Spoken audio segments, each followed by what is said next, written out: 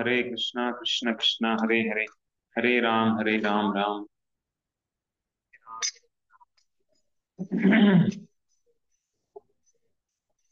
जय राधा माधव कुंज बिहारी,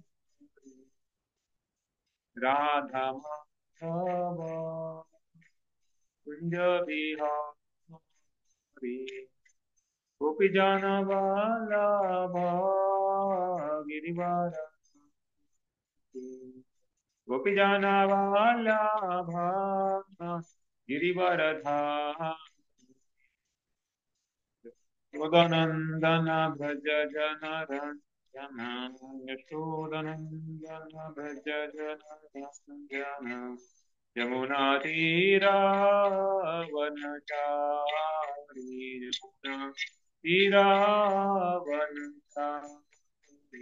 जय राधा माधव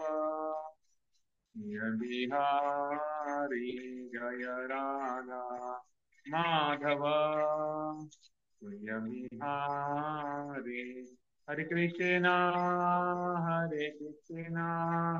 कृष्ण कृष्ण हरे हरे, हरे राम राम राम हरे हरे, हरे कृष्णा कृष्ण कृष्ण हरे हरे, हरे राम राम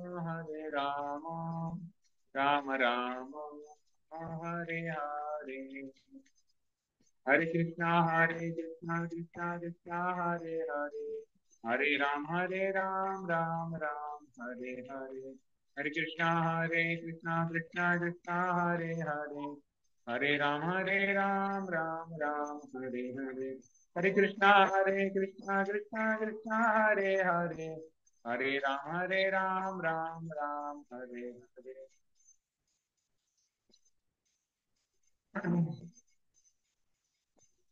राम राम हरे हरे, प्रभुपादा जय प्रभुपादा, प्रभुपादा जय प्रभुपादा, प्रभुपादा प्रभुपादा, प्रभुपादा जय प्रभुपादा।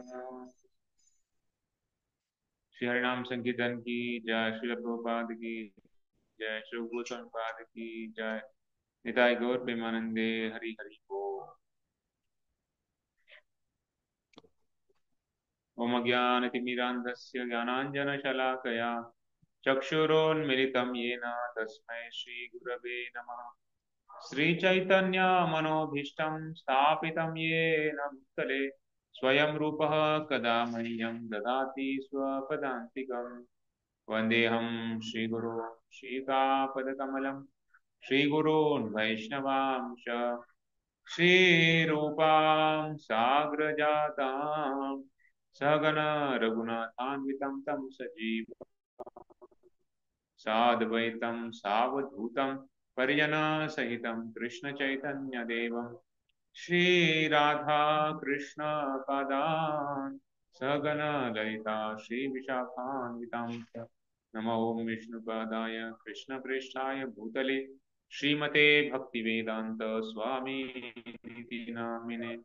नमस्ते सरस्वती देवे गौरवाणी प्रचारिणे, निर्विशेष शून्यवादी पाश्चात्य देश तारिणे। नमो महावदन्याय प्रेम प्रदायते कृष्ण चैतन्य नामिने प्रसिद्धे नमः। हे कृष्णा करुणा सिंधु दीनबंधु जगतपते, गोपेश गोपिका कांत राधा कांत नमोस्तुते। तप्त कांचन गौरांगी राधे वृंदावनेश्वरी, वृषभानुसुते देवी प्रणमामि हरिप्रिये। वाञ्छाकल्पतरुभ्यश्च कृपा सिन्धुभ्य एव च, पतितानां पावनेभ्यो वैष्णवेभ्यो नमो नमः। जय श्री कृष्ण चैतन्य प्रभु नित्यानंद, श्री अद्वैता गदाधर श्रीवासादि गौरभक्तवृंद, हरे कृष्णा हरे कृष्णा कृष्णा कृष्णा हरे हरे हरे राम राम राम हरे हरे।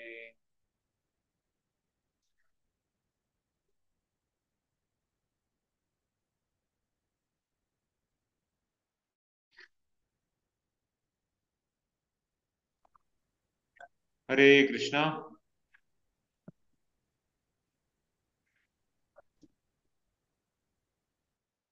तर भक्तिरसामृत सिंधू षडघोषमाष्टक श्लोक संख्या 2। नाना शास्त्र विचारण एक निपुणो सधर्म संस्थापको लोकानामितकारिणौ त्रिभुवने मन्यो शरण्यकरो।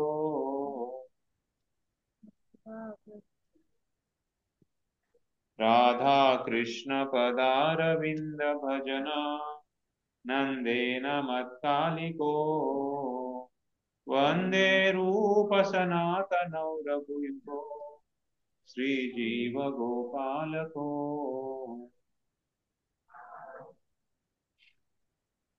वंदे रूप सनातनौ रघुयुगो श्री जीव जीव गोपाल। जीव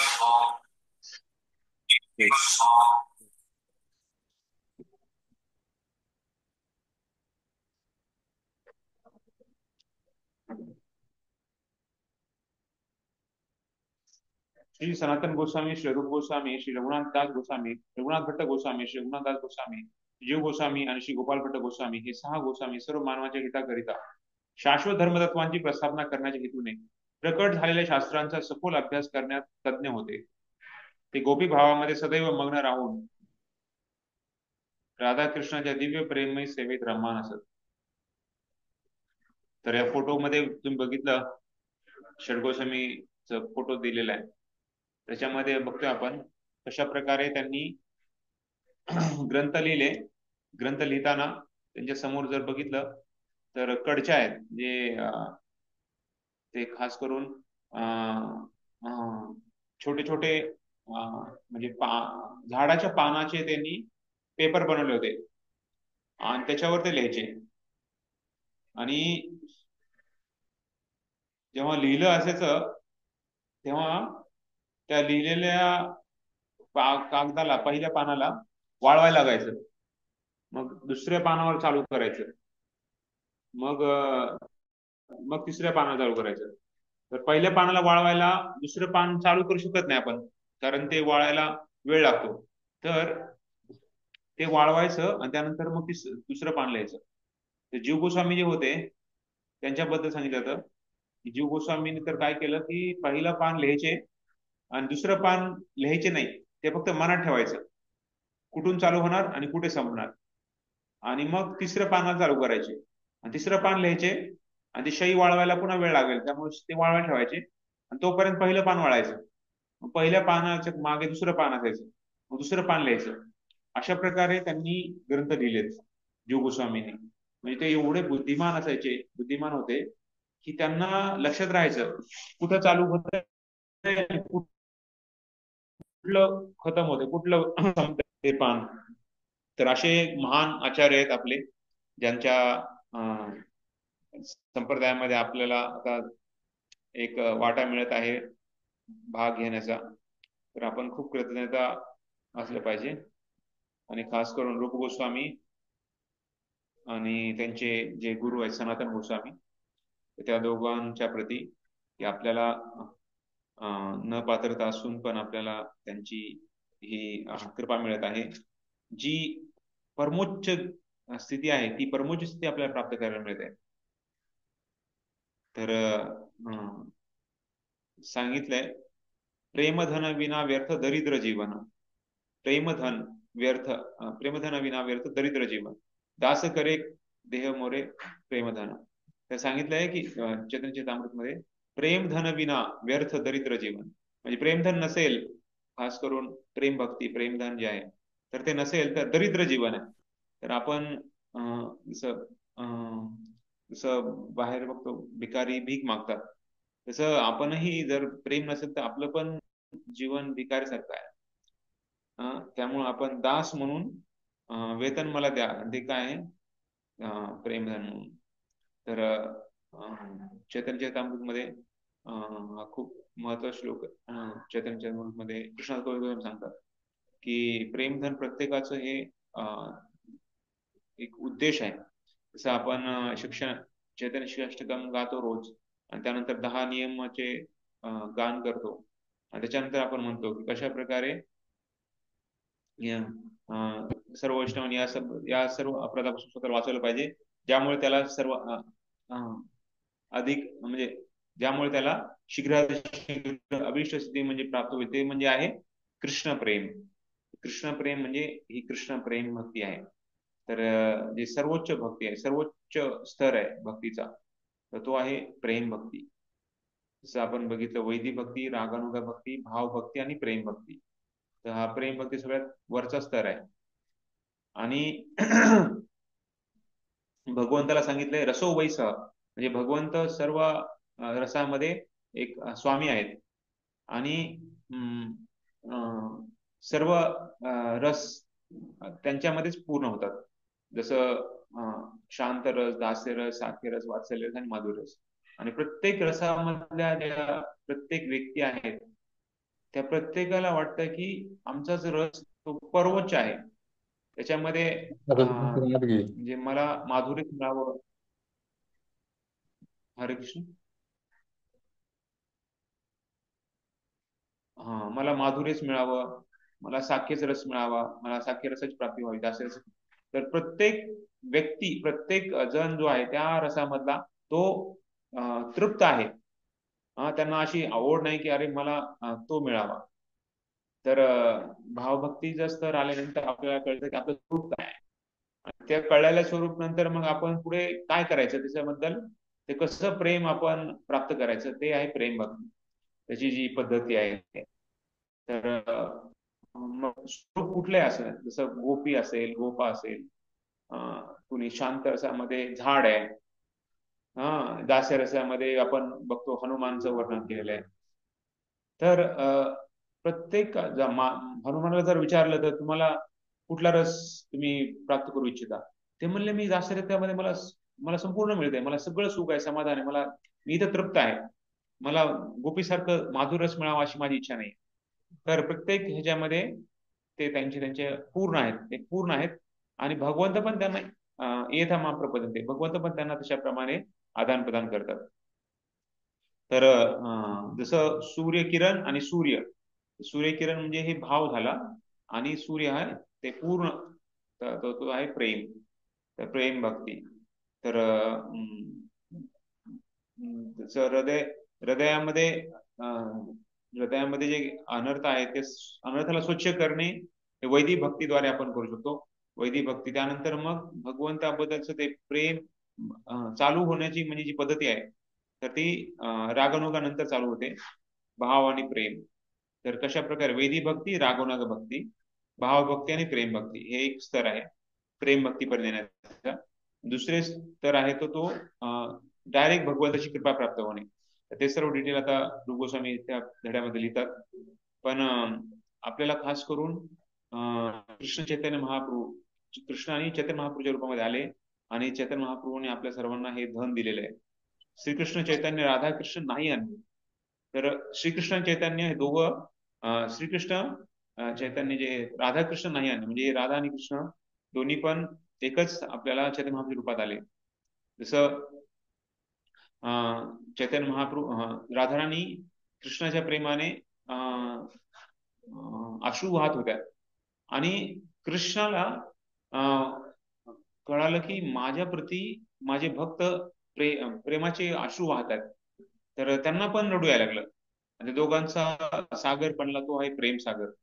म्हणजे भगवंताला वाटलं की काय माझे भक्त किती आनंद घेतात मला प्रेम करण्यामध्ये, मला भक्ती करण्यामध्ये, ते मला अनुभव करायचा आहे.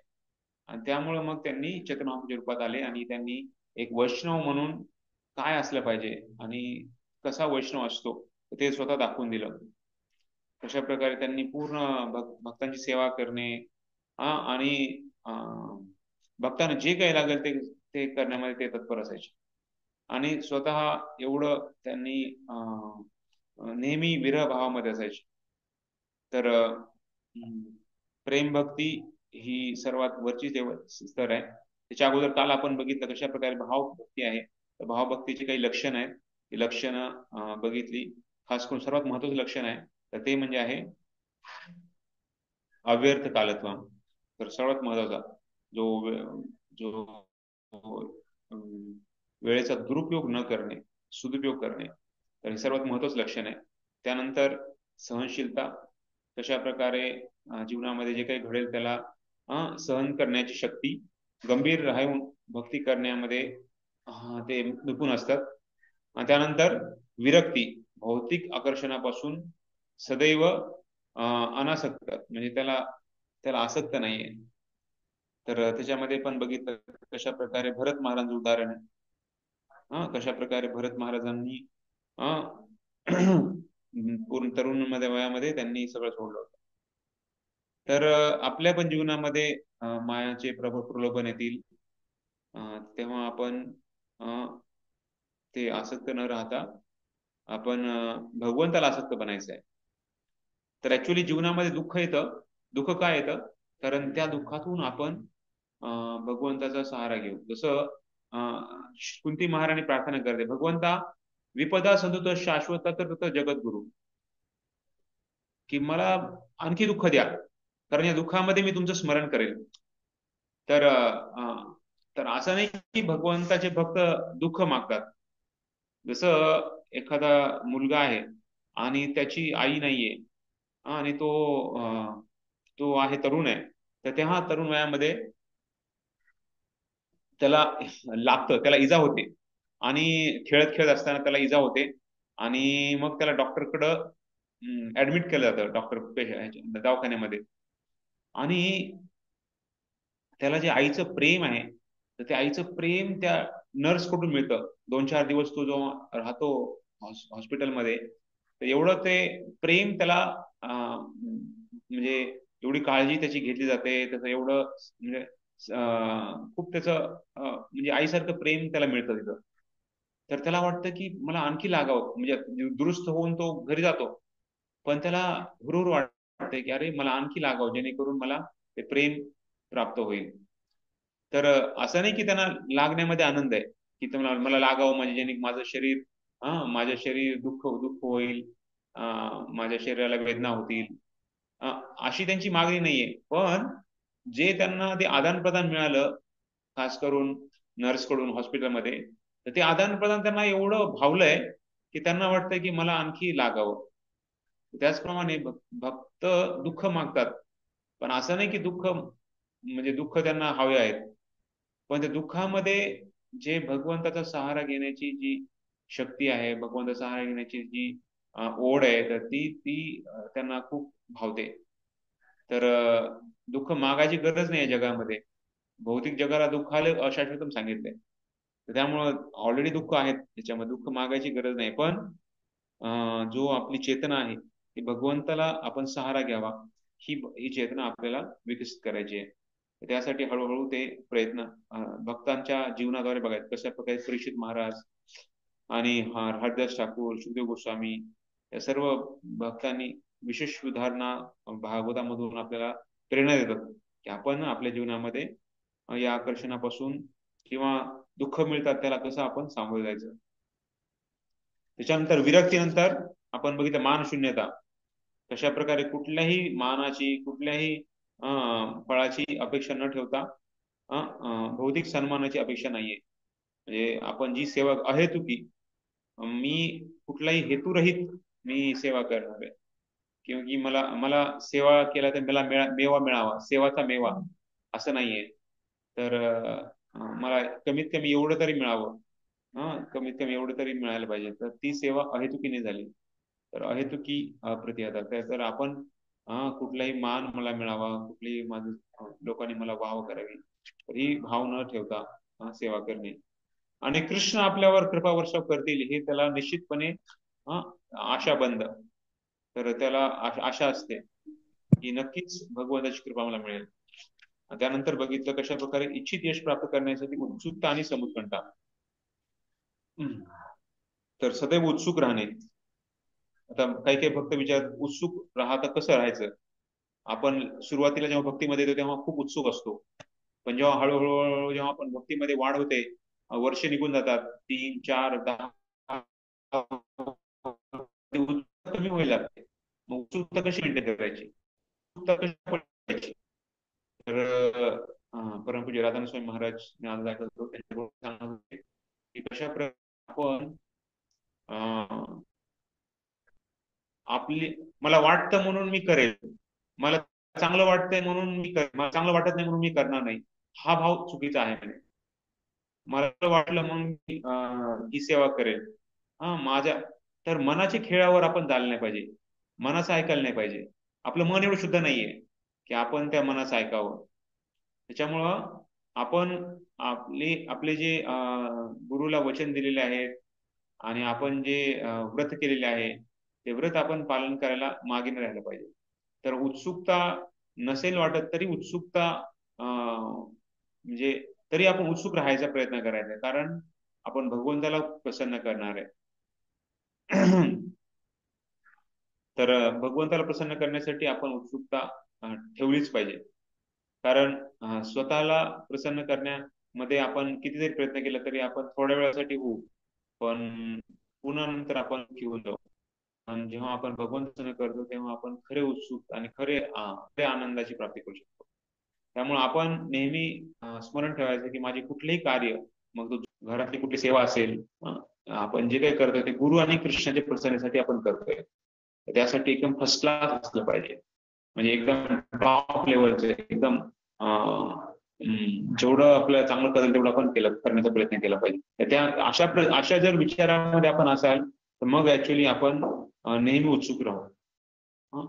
जसं विदुरजी, उद्धव 9 वर्षाचे असताना पण उत्सुक होते, उत्साही होते, एवढं तरुण वयासारखे ते वागत होते, कारण ते नेहमी उत्सुक असायचे. तर तर वेळ, काळ, परिस्थिती किंवा वय हे उत्सुकतेला बाधा नाही ठरू शकत. तर उत्सुकता कुणी पण म्हणजे त्याला हे बाकी दुसऱ्या कशातून ते कमी करू शकत नाही. तर त्यासाठी आपण उत्सुक भक्तांचा संग केला पाहिजे, त्यांच्या जीवनाचं अनुभव केला पाहिजे. जसं अद्वैत आचार्य एवढे म्हातार वयामध्ये पण ते नृत्य करायचे. बघितलं तर 70 80 90 वर्षाचे पण, 70 80 वर्षाचे पण तेव्हा पण त्यांनी नृत्य करायचे भगवंताच्या समोर. तर असे म्हणजे खूप उदाहरण आपल्याला दिसायला मिळतात. नाम गाणे सदा रे, सदा नाम गाणे सदा रे. तर कशा प्रकारे भगवंताचं नाव घेण्यामध्ये सदैव रुची, सदैव रुची ठेवणे. तर त्याला पण थोड्या वेळासाठी रुची असते, पण ती सदैव ठेवणं हे खूप महत्वाचं एक परीक्षा आहे आपल्याला. आणि त्यानंतर भगवंताच्या दिव्य गुणांचे वर्णन करण्यास सदैव आतुर राहणे. तर हरिकथेला नेहमी आतुर असणे. जसं श्रीमान कृष्णानंद प्रभू बराच वेळेस, आज पण त्यांनी युनिव्हर्सिटी मध्ये क्लास दिला, तर प्रभूजी खूप उत्सुक असतात हरिकथा करण्यामध्ये, खास करून चैतन्य महाप्रभूच्या लीला करण्यामध्ये. एकदा आम्ही नरसिंह जोशीला गेलो होतो. नरसिंह जोशीला जिथं भगवंत अवतार घेतला होता, भगवंत ते प्रकट झाले, जिथं खांबातून प्रकट झाले त्या ठिकाणी आम्ही गेलो होतो. आणि तिथं प्रभूजी आले होते. त्या दिवशी नरसिंह जोशी होती. तर प्रभूजींनी म्हणजे फास्टिंग असेल संध्याकाळपर्यंत, 2 3 वाजेपर्यंत, सकाळी 7 7 7:30 वाजल्यापासून 3 वाजेपर्यंत, 2 3 वाजेपर्यंत त्यांनी कथा केली, पाणी न पिता. आणि सगळे भक्त एकदम थकून गेले होते ऐकून, पण प्रभूजी मात्र उत्सुक होते बोलण्यामध्ये. तर एकदम बोलण्यामध्ये त्यांनी थकवा चालणार नाही. बोलायचे, मध्ये मग हरिनाम करायचे, त्यामुळे पुन्हा बोलायचे. तर असं करत करत त्यांनी 2 ते 3 वाजेपर्यंत त्यांनी कथा केली. तर तर भगवंताचे दिव्य गुण कथन करण्यामध्ये उत्सुकता पाहिजे. आपण उत्सुक असलं तर बाकी पण उत्सुक असतात.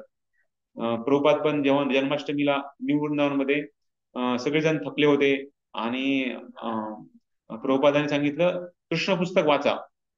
कृष्ण पुस्तक वाचा म्हणजे काय, ते प्रभुपादांनी दिलेले. तर ते वाचत होते आणि प्रभुपाद एकदम शांत डोळे बंद करून ऐकत होते. आणि मग पहिला धडा झाला, मग ते म्हणले आता दुसरा धडा वाचा. मग ते भक्तांनी दुसरा धडा चालू केला. दुसरा धडा पण एकदम प्रभुपाद एकदम उत्सुकतेनं ऐकत होते, ऐकणं वाचणं ऐकत. तर त्यांनी ऐकत होते आणि त्यानंतर मग प्रभुपाद म्हणजे तिसरा धडा. आणि मग सगळे मात्र जे संन्यासी होते ते मात्र एकदम दंडे होते. दिवसभर खूप सेवा केली होती. खूप निवृत्तीमध्ये खूप सेवा असते. ती सेवा केली आणि दंडे एक असे पडत होते, एकमेकाला दंडे लागत होते. तर आता मग तिसरा धडा झाल्यानंतर मग मात्र प्रभुपादांनी बघितलं डोळे उघडून. सगळेजण एकदम म्हणजे खूपच थकले होते, अर्धे झोपले पण होते. तर मी पण प्रभुपादांनी पण उपवास केला होता. आणि प्रभुपादांनी पण सेवा म्हणजे आता माहिती आहे गुरुगण किती जबाबदार असतात. पण तेव्हा पण तरी पण त्यांनी उत्सुकता दाखवली ऐकण्यामध्ये किंवा वाचण्यामध्ये. तर ते मग प्रभुपाद म्हणले ठीक आहे आता सगळे थकले आहेत, आता आपण इथे थांबूया. कृष्ण भगवान की जय आणि महाप्रसाद. तर सगळे तर उत्सुकता खूप महत्वाची आहे. जसं प्रभुपाद एवढ्या उत्सुकतेनं ते नेहमी एवढ्या वयामध्ये पण त्यांनी एवढ्या ग्रंथांचं रचना केली. त्यांना ते म्हणू शकले असते की अरे आता मी एवढ्या वयामध्ये आहे आणि कशाला एवढं करू, जेवढं करायला तेवढं केलं. 90 वर्ष असताना कृष्णदास स्वामी पण चैतन्य चरितामृतची रचना केली उत्सुकता दाखवून. तर आपण बघतो की तर त्याच्यामध्ये पूर्ण चैतन्य लिहिल्याचं गुण आहे, चैतन्याचे गुण आहे, चैतन्य महाप्रभूंचे पूर्ण कथा आहे. तर उत्सुकता. आणि नंतर शेवट आहे कशा प्रकारे जे लीलास्थळी आहेत त्यांना तिथे जाऊन वास करणे त्याच्यासाठी आतुर असणे. तर धामाचं आकर्षण. तर अशा प्रकारे हे लक्षण सांगितले आणि त्याच्यामध्ये दोन दोन प्रकारचे आसक्तीचं सांगितलेलं आहे, छायारती आणि परारती. ऍक्च्युली प्रभुपादांनी हे जे प्रबंध लिहिलेत तर ते तेव्हा लोकांना संस्कृत एवढं समजणार नाही या भावने लिहिले. पण संस्कृत जर ह्याचे जर तुम्ही श्लोक बघितला, जे मी तुम्हाला PDF दिलं होतं त्याच्यामध्ये पण आहे. आणि त्याच्यामध्ये सांगितलेलं आहे ह्याचं जे नाव आहे त्याचं नाव खास करून जे दोन प्रकार भावचे सांगितले होते भावभक्तीचे, त्यामध्ये त्याचे नाव आहेत की रत्याभास, रती आभास आणि छाया आभास, छायारती आभास. तर छाया तर सांगितलंय छायारती, आणि दुसरा आहे रती आभास. तर परारती, जी परारती सांगितलेली आहे ते तर परारती आणि प्रतिबिंब रती आभास, छायारती आभास, असे दोन सांगितले. छायारती तर इथं आहे ते बरोबर आहे, आणि ते परारतीचं प्रतिबिंब रती आभास असं त्यांचं नाव आहे त्या ह्याच्यामध्ये श्लोकामध्ये. तर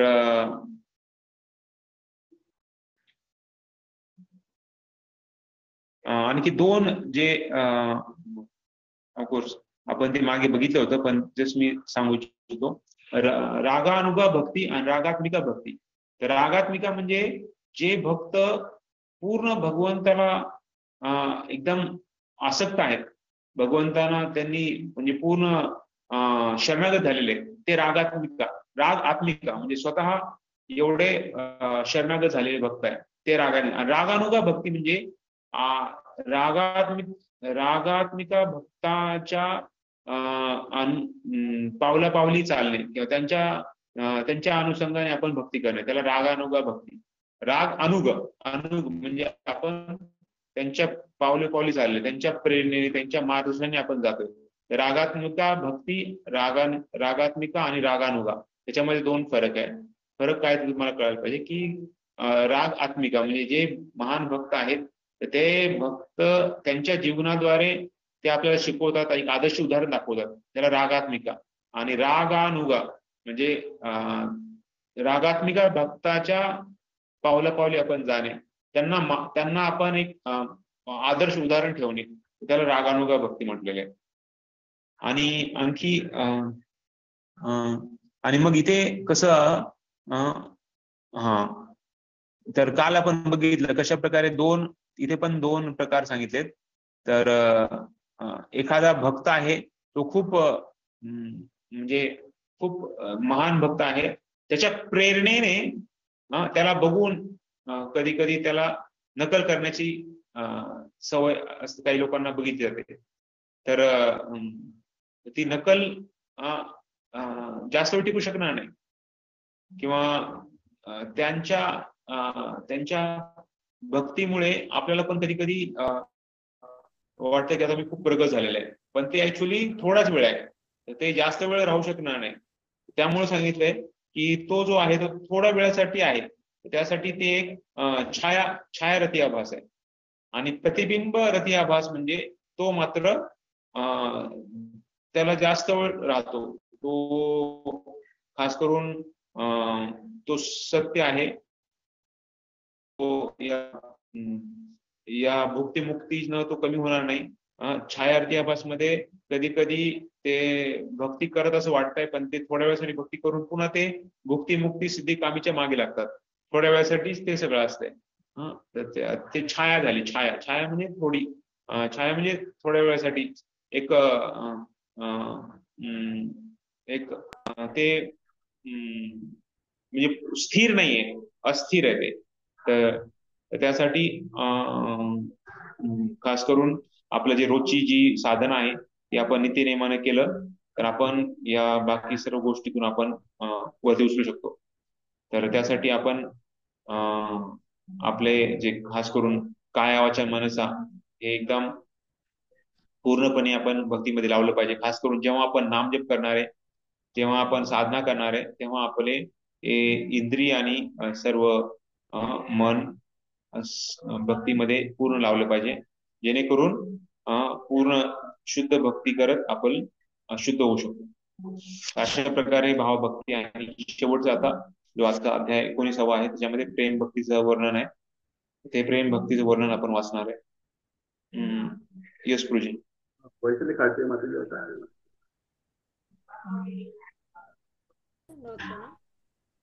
अध्याय 19 प्रेमभक्ती.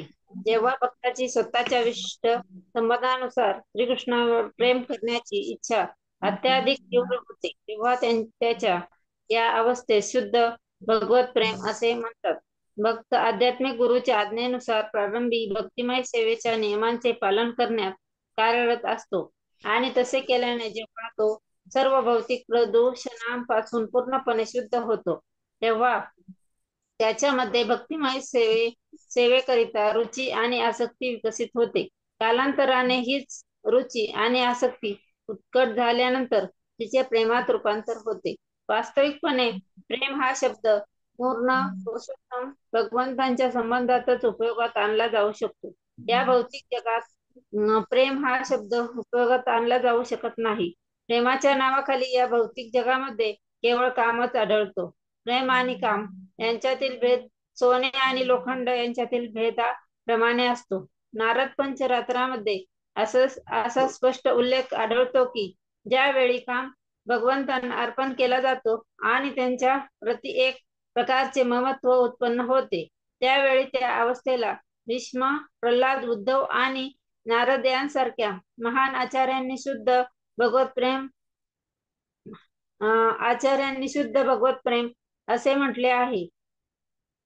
भीष्मदेवांसारख्या महान भक्तांनी असे म्हटले आहे की भगवत प्रेम म्हणजे इतर कोणत्याही व्यक्तीकरिता असलेल्या तथाकथित प्रेमाचा संपूर्णपणे त्याग करणे होय.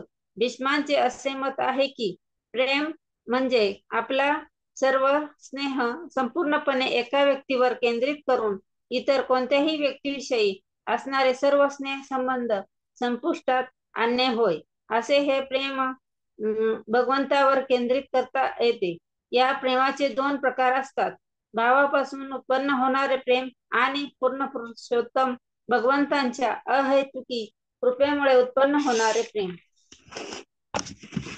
हरे कृष्ण प्रभुजी. पुढे वाचू. भावप्रेम. दुसरे एक भक्त आणखी.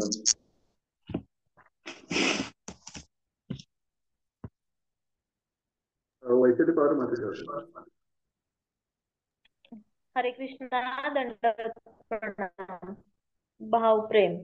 प्रामाणिक आध्यात्मिक गुरूंच्या मार्गदर्शनानुसार वैदिक शास्त्रातील भक्तिमय सेवेचे नियमन पालन केल्यास भक्तांच्या अंतःकरणात भाव प्रेमाचा निश्चितच उदय होतो. श्रीमद भागवतातील 11.240 या श्लोकामध्ये वैदिक भक्तिमय सेवेतून भावप्रेम कसे प्रकट होते याविषयी असे म्हटले आहे. भक्त भक्तिमय सेवेच्या नियमांचे पालन करताना आपली स्वाभाविक कृष्ण भावना प्राप्त करतो. यामुळे त्यांचे हृदय मृदू होते व तो एक उन्मत्त व्यक्तीप्रमाणे कीर्तन आणि नृत्य करू लागतो. हरिनामांचे संकीर्तन करत असताना तो कधी रडतो, कधी जोराजोराने संभाषण करतो, कधी गातो, तर कधी इतर कोणाचीही पर्वा न करता एका उन्मत्त माणसाप्रमाणे नृत्य करतो. पद्मपुराणात रागानुगा भक्तीतून उत्पन्न झालेल्या भावाद्वारे प्रेम कसे उत्पन्न होते याचे उदाहरण दिलेले आहे. चंद्रकांती नावाच्या एका प्रसिद्ध गौरवर्णीय युवतीने श्रीकृष्ण आपल्याला पती म्हणून प्राप्त व्हावेत यासाठी खडतर ब्रह्मचर्य व्रताचे पालन केले. तिने सतत त्यांच्या दिव्य रूपाचे ध्यान व त्यांच्या लीलांचे कीर्तन केले. तिने श्रीकृष्णाविना अन्य कोणालाही पती रूपात न स्वीकारण्याचा निर्णय केला होता. केवळ श्रीकृष्णच आपले पती व्हावेत अशी तिची दृढ इच्छा होती. हरी बोल.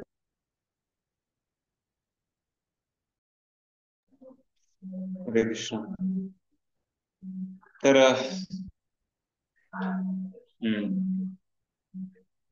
आपण मागच्या वेळेस बघितलं होतं कसं साधू संघ, भजन क्रिया, अनर्थ निवृत्ती, निष्ठा, वृत्ती, आसक्ती, भाव आणि प्रेम. तर हे भक्तीचे वाढ होण्याचे आणि त्यामध्ये खास करून जे शेवटचे 3 आहेत, आसक्ती, रुची, आसक्ती, भाव आणि प्रेम. आसक्ती, भाव आणि प्रेम तर हे 3 खूप सहजसहजी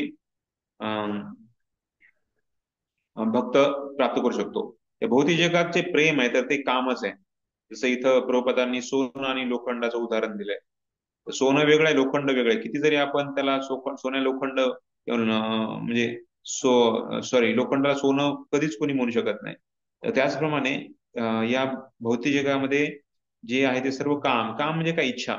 इच्छा, स्वतःचे इंद्रिय भोग करण्याची इच्छा. आणि प्रेम म्हणजे भगवंताला प्रसन्न करण्याची इच्छा. आत्मेंद्रिय प्रीती वांछा तारे बली काम, कृष्णेंद्रिय प्रीतीच्या धरे प्रेम नाम. तर कृष्णेंद्रिय प्रीती इच्छा म्हणजे भगवंताच्या इंद्रियाला प्रसन्न करण्याची जी इच्छा आहे त्याला प्रेम म्हटलं जातं. आणि आत्मेंद्रिय प्रीती वांछा म्हणजे ज्याला स्वतःच्या इंद्रियाची तृप्ती करण्याची इच्छा आहे तर त्याला काम म्हटलं जातं. तर त्यामुळं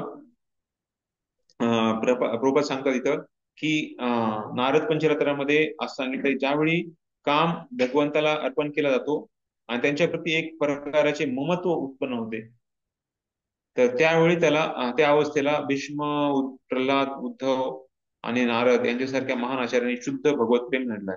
ममत्व म्हणजे काय? तर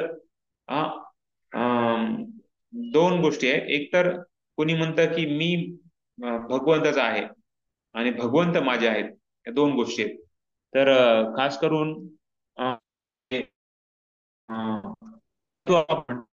ममत्व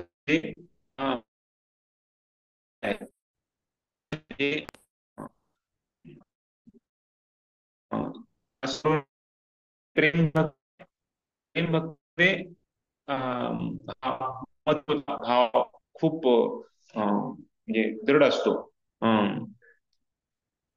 भावभक्तीमध्ये भगवंताची आपला संबंध आहे तर हे त्यांना समजतं. पण जेव्हा प्रेम भक्ती समजते तेव्हा त्यांना वेगवेगळ्या स्तरामध्ये, जसं माझे कृष्ण माझा मित्र आहे, कृष्ण माझे प्रेमी आहेत, कृष्ण माझा मुलगा आहे. तर हे वात्सल्य किंवा साख्य किंवा अं, अं, किंवा खास करून जे माधुरी रस, या या रसामध्ये कृष्ण माझे आहेत हा भाव खूप दृढ असतो. तर त्यामुळं हा ममत्व जो भाव आहे, तर तो ममत्व भावाला शुद्ध प्रेम म्हटलेलं आहे. नारद मुनी सॉरी इथं नारद मुनी, भीष्मदेव, प्रल्हाद आणि उद्धव या चारही महान आचार्यांचं उदाहरण देत रूपात देतात की की त्यांच्या अनुषंगाने हा भाव म्हणजे आहे हा प्रेम भक्तीचा भाव आहे. आणि तेवढंच नाही तर मग पुढे भीष्मदेवांनी पण पुढे वर्णन केले कशा प्रकारे भगवत प्रेम म्हणजे इतर कोणत्याही व्यक्तीकरिता असलेल्या तथाकथित प्रेमाचा संपूर्णपणे त्याग करणे. तर व्यवसायाधिक बुद्धी एक एक नंदना, एकाग्रतेनं एकच एकच ध्येय की भगवंतालाच आपण प्राप्ती करायची आहे. तर प्रेम म्हणजे आपला स्नेह संपूर्णपणे एका व्यक्तीवर केंद्रित करून कोणत्याही व्यक्तीविषयी असणारे सर्व स्नेह संबंध संपुष्टात आणणे. तर त्याच्यामध्ये दोन प्रकार सांगितले, एक तर भाव म्हणजे जसं वैदी, रागानुगा, भाव आणि प्रेम अशा प्रकारे प्रेम प्राप्त होणे, किंवा डायरेक्ट कृपेमुळे, भगवंताच्या कृपेमुळे प्राप्त होणारे प्रेम. तर इथं भाव प्रेमचं सांगितलेलं आहे कशा प्रकारे भाव प्रेम जे जे वैदिक करत जे आपण आता आपण तीन प्रकारच्या सिद्धी असतात, एक साधना सिद्धी, कृपा सिद्धी आणि नित्यसिद्ध. नित्यसिद्ध, साधना सिद्ध आणि कृपा सिद्ध. तर आपली कॅटेगरी, आपण जे भक्ती करतो ते आपण कुठल्या कॅटेगरीमध्ये आपण ठरलो होतो? आपण साधना सिद्ध. हा, तर ऍक्च्युली साधना सिद्ध भक्ती आपण करत आहोत, आपण साधक आहोत आणि साधना सिद्ध भक्ती आपण करायचा प्रयत्न करत आहोत. साधना सिद्ध साधना सिद्ध होण्यामध्ये म्हणजे आपल्याला खूप कठोर साधना करायला पाहिजे. म्हणजे कारण खास करून सिद्ध बनणं म्हणजे काही सोपं नाहीये. आणि खास करून कलियुगामध्ये आपण बघतो की कलियुगामध्ये एवढे बाकी सर्व गोष्टी आहेत, तर त्याच्यामध्ये साधना करून शुद्ध बनणे हे म्हणजे खूप मायेच्या प्रलोभनापासून आपल्याला वाचून करायचं आहे. त्याच्यामध्ये आपल्याला खूप कृपा सांगायची, एक एक भक्त बनवायला एवढे मोठे गॅलन्स ऑफ ब्लड, एवढे मोठे आपण म्हणजे रक्त दिलेलं आहे एक भक्त बनवण्यासाठी. म्हणजे एवढं मायाचा प्रभाव एवढा स्ट्रॉंग आहे आणि आता तो हळूहळू वाढत चाललेला आहे. त्यामुळं भक्ती या कलियुगामध्ये करणं म्हणजे खूप महान हे आहे. त्यामुळे सांगतोय की कशा प्रकारे भगवंत पण एवढं आपण जसं सनातन गोस्वामींनी बृहद भागवतामृतम लिहिलं आणि त्याच्यामध्ये सांगतात कशा प्रकारे जेव्हा भगवत धामामध्ये जेव्हा आपण जातो तर भगवंत आपल्याला एवढं म्हणजे स्वागत करतात की ते म्हणतात की अरे तुम्ही एवढं कष्ट सहन केलं माझ्यासाठी, की एवढं ते म्हणजे अक्षरशः रडतात की मायाला तुम्ही एवढं युद्ध केलं मायाचा. जसं जसं तुकाराम सांगतात ना दिव दिव दिवस काय दिवस रात्र हा युद्धाचा प्रसंग. तर आपण भक्ती म्हणजे आपण घोषणा केली आहे मायादेवीला की आम्ही तुमच्या शुद्ध चालू केलेलं आहे. खास करून जेव्हा आपण दीक्षा घेतो तेव्हा मायेच्या सगळ्या पेपरमध्ये छापलं जातं असा असा हा भक्त आहे आणि त्यांनी आता दीक्षा घेतलेली आहे आणि त्यांनी आता पूर्ण म्हणजे त्यांनी आता वचन घेतलेलं आहे की मी 16 माळेचा जप करेल, 4 नियमाचं पूर्ण पालन करेल, अशा प्रकारे त्यांनी व्रत घेतलेलं आहे. तर मायाला ते लगेच कळून जातं. त्याच्यामुळे आणखी आपल्याला ते आपले हे होऊन जातात आपल्याकडं आणखी हे. त्यासाठी सांगितलं की आपल्याला वैदी भक्ती करत करत जेव्हा आपण वाढतो तेव्हा मग रागवणूक आणि भाव प्रेम आपण प्राप्त होऊ शकतो. तर इथे त्यासाठी हा पहिला जो प्रकार आहे तो भाव प्रेम आहे. त्याच्यामध्ये पण सांगितलंय की भक्त भक्तिमय सेवेच्या नियमाचे पालन करताना आपली स्वाभाविक कृष्ण भावना प्राप्त करतो. स्वाभाविक कारण ती सगळ्यांच्या मध्ये आहे. नित्यसिद्ध कृष्ण प्रेम साध्य कबून आहे श्रवणाची शुद्धची ते कर होत आहे. नित्यसिद्ध कृष्ण प्रेम साध्य कबून आहे. जे नित्यसिद्ध आहे आपण म्हणजे आपल्याकडे आपल्याकडे ती प्रेम भक्ती आहे हृदयामध्ये, पण त्याला आपलं जागृत करायचं आहे. त्यासाठी जसं आपण एखादा व्यक्ती आहे तो खूप सगळं ऍक्सिडेंट झाल्यानंतर तो सगळं विसरून जातो आणि मग त्याला डॉक्टरद्वारे खूप शॉक दिले जातात, मेडिसिन दिले जातात किंवा त्याला अशा अशा जागी त्याला घेऊन जातात की जेणेकरून त्याला कळेल की अरे बघा हे बाबा हे तुझे आई वडील आहेत, हे तुझं घर आहे, हं, हे तुझी गाडी आहे. म्हणजे वेगळ्या गोष्टी त्याला दाखवल्या जातात जेणेकरून त्याला जी आठवण आहे ना ती वापस येईल. त्याचप्रमाणे आपण उठल्या उठल्या भगवंतासमोर जातो. जे आपले आई वडील आहेत, जे आपले आराध्य आहेत, त्यांच्या समोर जाऊन मंगलारती गातो, त्यांच्या नावाचा गजर करतो, त्यांचा गुणगान गातो, त्यांच्या प्रसन्नतेसाठी सेवा केली जातात, त्यांच्या नावाचा जप केला जातो. तर हे सर्व का? जेणेकरून आपण जे विसरलोय, आपला स्वभाव स्थिती विसरलोय, नित्य कृष्ण नित्य जीवेर स्वरूप कृष्ण नित्यदास, ते विसरलेली स्थिती पुन्हा एकदा आपल्याला जागृत करण्यासाठी आपण हे सर्व करतोय. तर त्यासाठी हे पहिलं स्तर आहे भावप्रेम. कशा प्रकारे आपण आपल्या साधनेद्वारे भगवंतांना प्रसन्न करण्याचा प्रयत्न. तर आपली साधना आणि भगवंताची कृपा दोन्ही महत्वाचे आहे, पण आपल्या साधनेद्वारे भगवंताला आपण आकर्षण करण्याचे आहे. तर त्याप्रमाणे त्यामुळे त्याचे हृदय मृदू होते. तर ऍक्च्युली जोपर्यंत हृदय मृदू होत नाही तोपर्यंत म्हणजे आपली जी साधना आहे ती कमी पडते. तर ऍक्च्युली साधना ज्याची चांगली होते ना ते ऑटोमॅटिक नम्र होतं. जसं आपण आपण गर्वाचे घर खाली, किंवा आपण म्हणतो ना की ज्याच्या झाडाला फळे आहेत ना ते झाड खाली वागतं, पण ज्याच्या झाडाला फळे नाहीत ना ते झाड एकदम वरती जातं. त्याला म्हणजे खाली वाकायचं माहीतच नाहीये. त्याचप्रमाणे जसं आपण भक्तीमध्ये वाढत होईल तसे ते फळे आपल्याला लागतात. आणि मग दया, सहनशीलता, करुणा, नम्रता, दुसऱ्याला मोठेपणा देणे, या सर्व गोष्टी वाढतात आणि मग हृदय ऑटोमॅटिक कमी होत नम्र होते. आपल्याला मग दुसऱ्यांना गुणगान गावं, दुसऱ्याच्या प्रती आपण आदर सन्मान द्यावा ही भावना वाढते. तेव्हा मग कळतं की हृदय मधू होत आहे. आणि तो एका उन्मत्त व्यक्तीप्रमाणे कीर्तन किंवा नृत्य करू लागतो. मग जसं प्रल्हाद महाराज ते एकदम मधोन्मत्त असायचे, नेहमी उन्मत्त असायचे. त्यांना एवढे कष्ट दिले वडिलांनी स्वतःच्या, पण त्यांनी कधी त्याला शत्रू मानलं नाही. नेहमी त्यांच्या कृपेसाठीच त्यांनी सगळी याचना केली. जेव्हा त्याच्या वडिलांनी त्याला विचारलं तुला काय शिकला तू प्रल्हाद, तर ते म्हणे की तुम्ही असुर आहात, असुर श्रेष्ठ आहात, तुम्ही भक्ती करा, वनात जावा आणि नामस्मरण करा, तर ज्या विष्णूपासून तुम्हाला शक्ती मिळते त्यांच्याकडून मला मिळत आहे. तर अशा प्रकारे खूप म्हणजे ऍक्च्युली ते म्हणू शकले असते की मी राजकारण शिकलो, मी गणित शिकलो, भूगोल शिकलो, आणि मग वडिलांनी सोडून दिलं असतं आणि ते चांगली भक्ती पण करू शकत असते. पण त्यांनी असं म्हणले नाही, कारण ते त्याच्यावर खरे प्रेम करत होते. तर त्याचप्रमाणे ते नेहमी कीर्तनामध्ये मग्न असायचे, कीर्तन नृत्य करण्यामध्ये. आणि त्यांनी ते स्वतःच नाही केलं, सगळ्यांना त्यांनी प्रेरणा दिली. आणि रडणे, संभाषण करणे, स्वतःला बोलणे, कधी गातो. तर ऍक्च्युली आपले जे वरिष्ठ भक्त आहेत, संन्यासी किंवा गुरु वगैरे, तर ते असे सिमटम, असे जे हे आहेत ना, ते लक्षण ते सगळ्यांसमोर करत नाही, कारण सगळ्यांसमोर केलं तर ते लोकांना समजणार नाही. तर त्यामुळं असे कधीच म्हणजे ते एकदम साधे, म्हणजे साध्या व्यक्तीसारखे राहतात ते. ते असं सगळ्यांसमोर हे करत नाही. त्याच्यामुळे चैतन्य महाप्रभूंनी पण श्रीवास ठाकूरांच्या घरीच सगळ्या जे वरिष्ठ भक्त आहेत त्या सगळ्यांना एकत्र करून ते कीर्तन करायचे, आणि तेव्हा मग त्यांचे सगळे जे काही खूप सुंदर त्याच्या लीला वगैरे त्या असायच्या.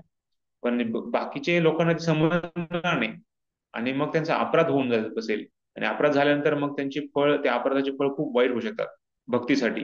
त्याच्यामुळं अशा जे लक्षणाचे बाहेर भक्त कधी दाखवत नाही लोकांना, कारण लोकांना त्याचं संभाषण होतं. जसं चैतन्य महाप्रभू आणि रामानंद राय गेले होते. चैतन्य महाप्रभू ना भेटण्यासाठी रामानंद राय आले, आणि तेव्हा दोघांनी एकमेकाला गळीभेट गेली, आणि दोघांच्या डोळ्यातून अश्रू व्हायला लागले. आणि जे रामानंदाच्या बरोबर जे मंत्री आले होते त्या सगळ्यांना कळायला नाही लागलं, अरे हा तर एक संन्यासी आहे, आणि हा तर एक विषयी माणूस आहे, राजकारण माणूस आहे, आणि दोघं कसं काय एकमेकाला गळे भेट देत आहेत, आणि कसं काय असं होईल. तर ते समजू शकले नाही रामानंद राय कोण आहे, चैतन्य महाप्रभू कोण आहे, त्यांच्या भक्ती काय, त्यांची भक्तीची लेवल काय, हे त्यांना कळू शकलं नाही. त्यामुळे मग चैतन्य महाप्रभू म्हणे तुम्ही आता वापस जावा, संध्याकाळी आपण भेटूया, संध्याकाळी तुम्ही एकटेच या, कारण या लोकांना ते समजणार नाही.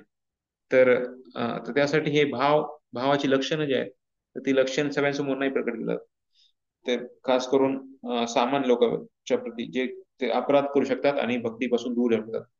उदाहरण दिलेले कशा प्रकारे रागानुग भक्तीपासून. आता हे जे आहे वैदिक भक्तापासून, पहिलं जे आपण बघितलं वैदिक भक्तीपासून उन्नत झालेले भावभक्ती, आता रागानुग भक्तीपासून उत्पन्न झालेली. तर उदाहरण चंद्रकांतीचं मागे पण आपण बघितलं होतं, कशा प्रकारे एक चंद्रकांतीनं पण भगवंताच्या प्रसन्नतेसाठी खास करून नृत्य करायचं, आणि सारखं नृत्य करायचे, आणि खास करून नृत्य करून भगवानाला प्रसन्न करायचे.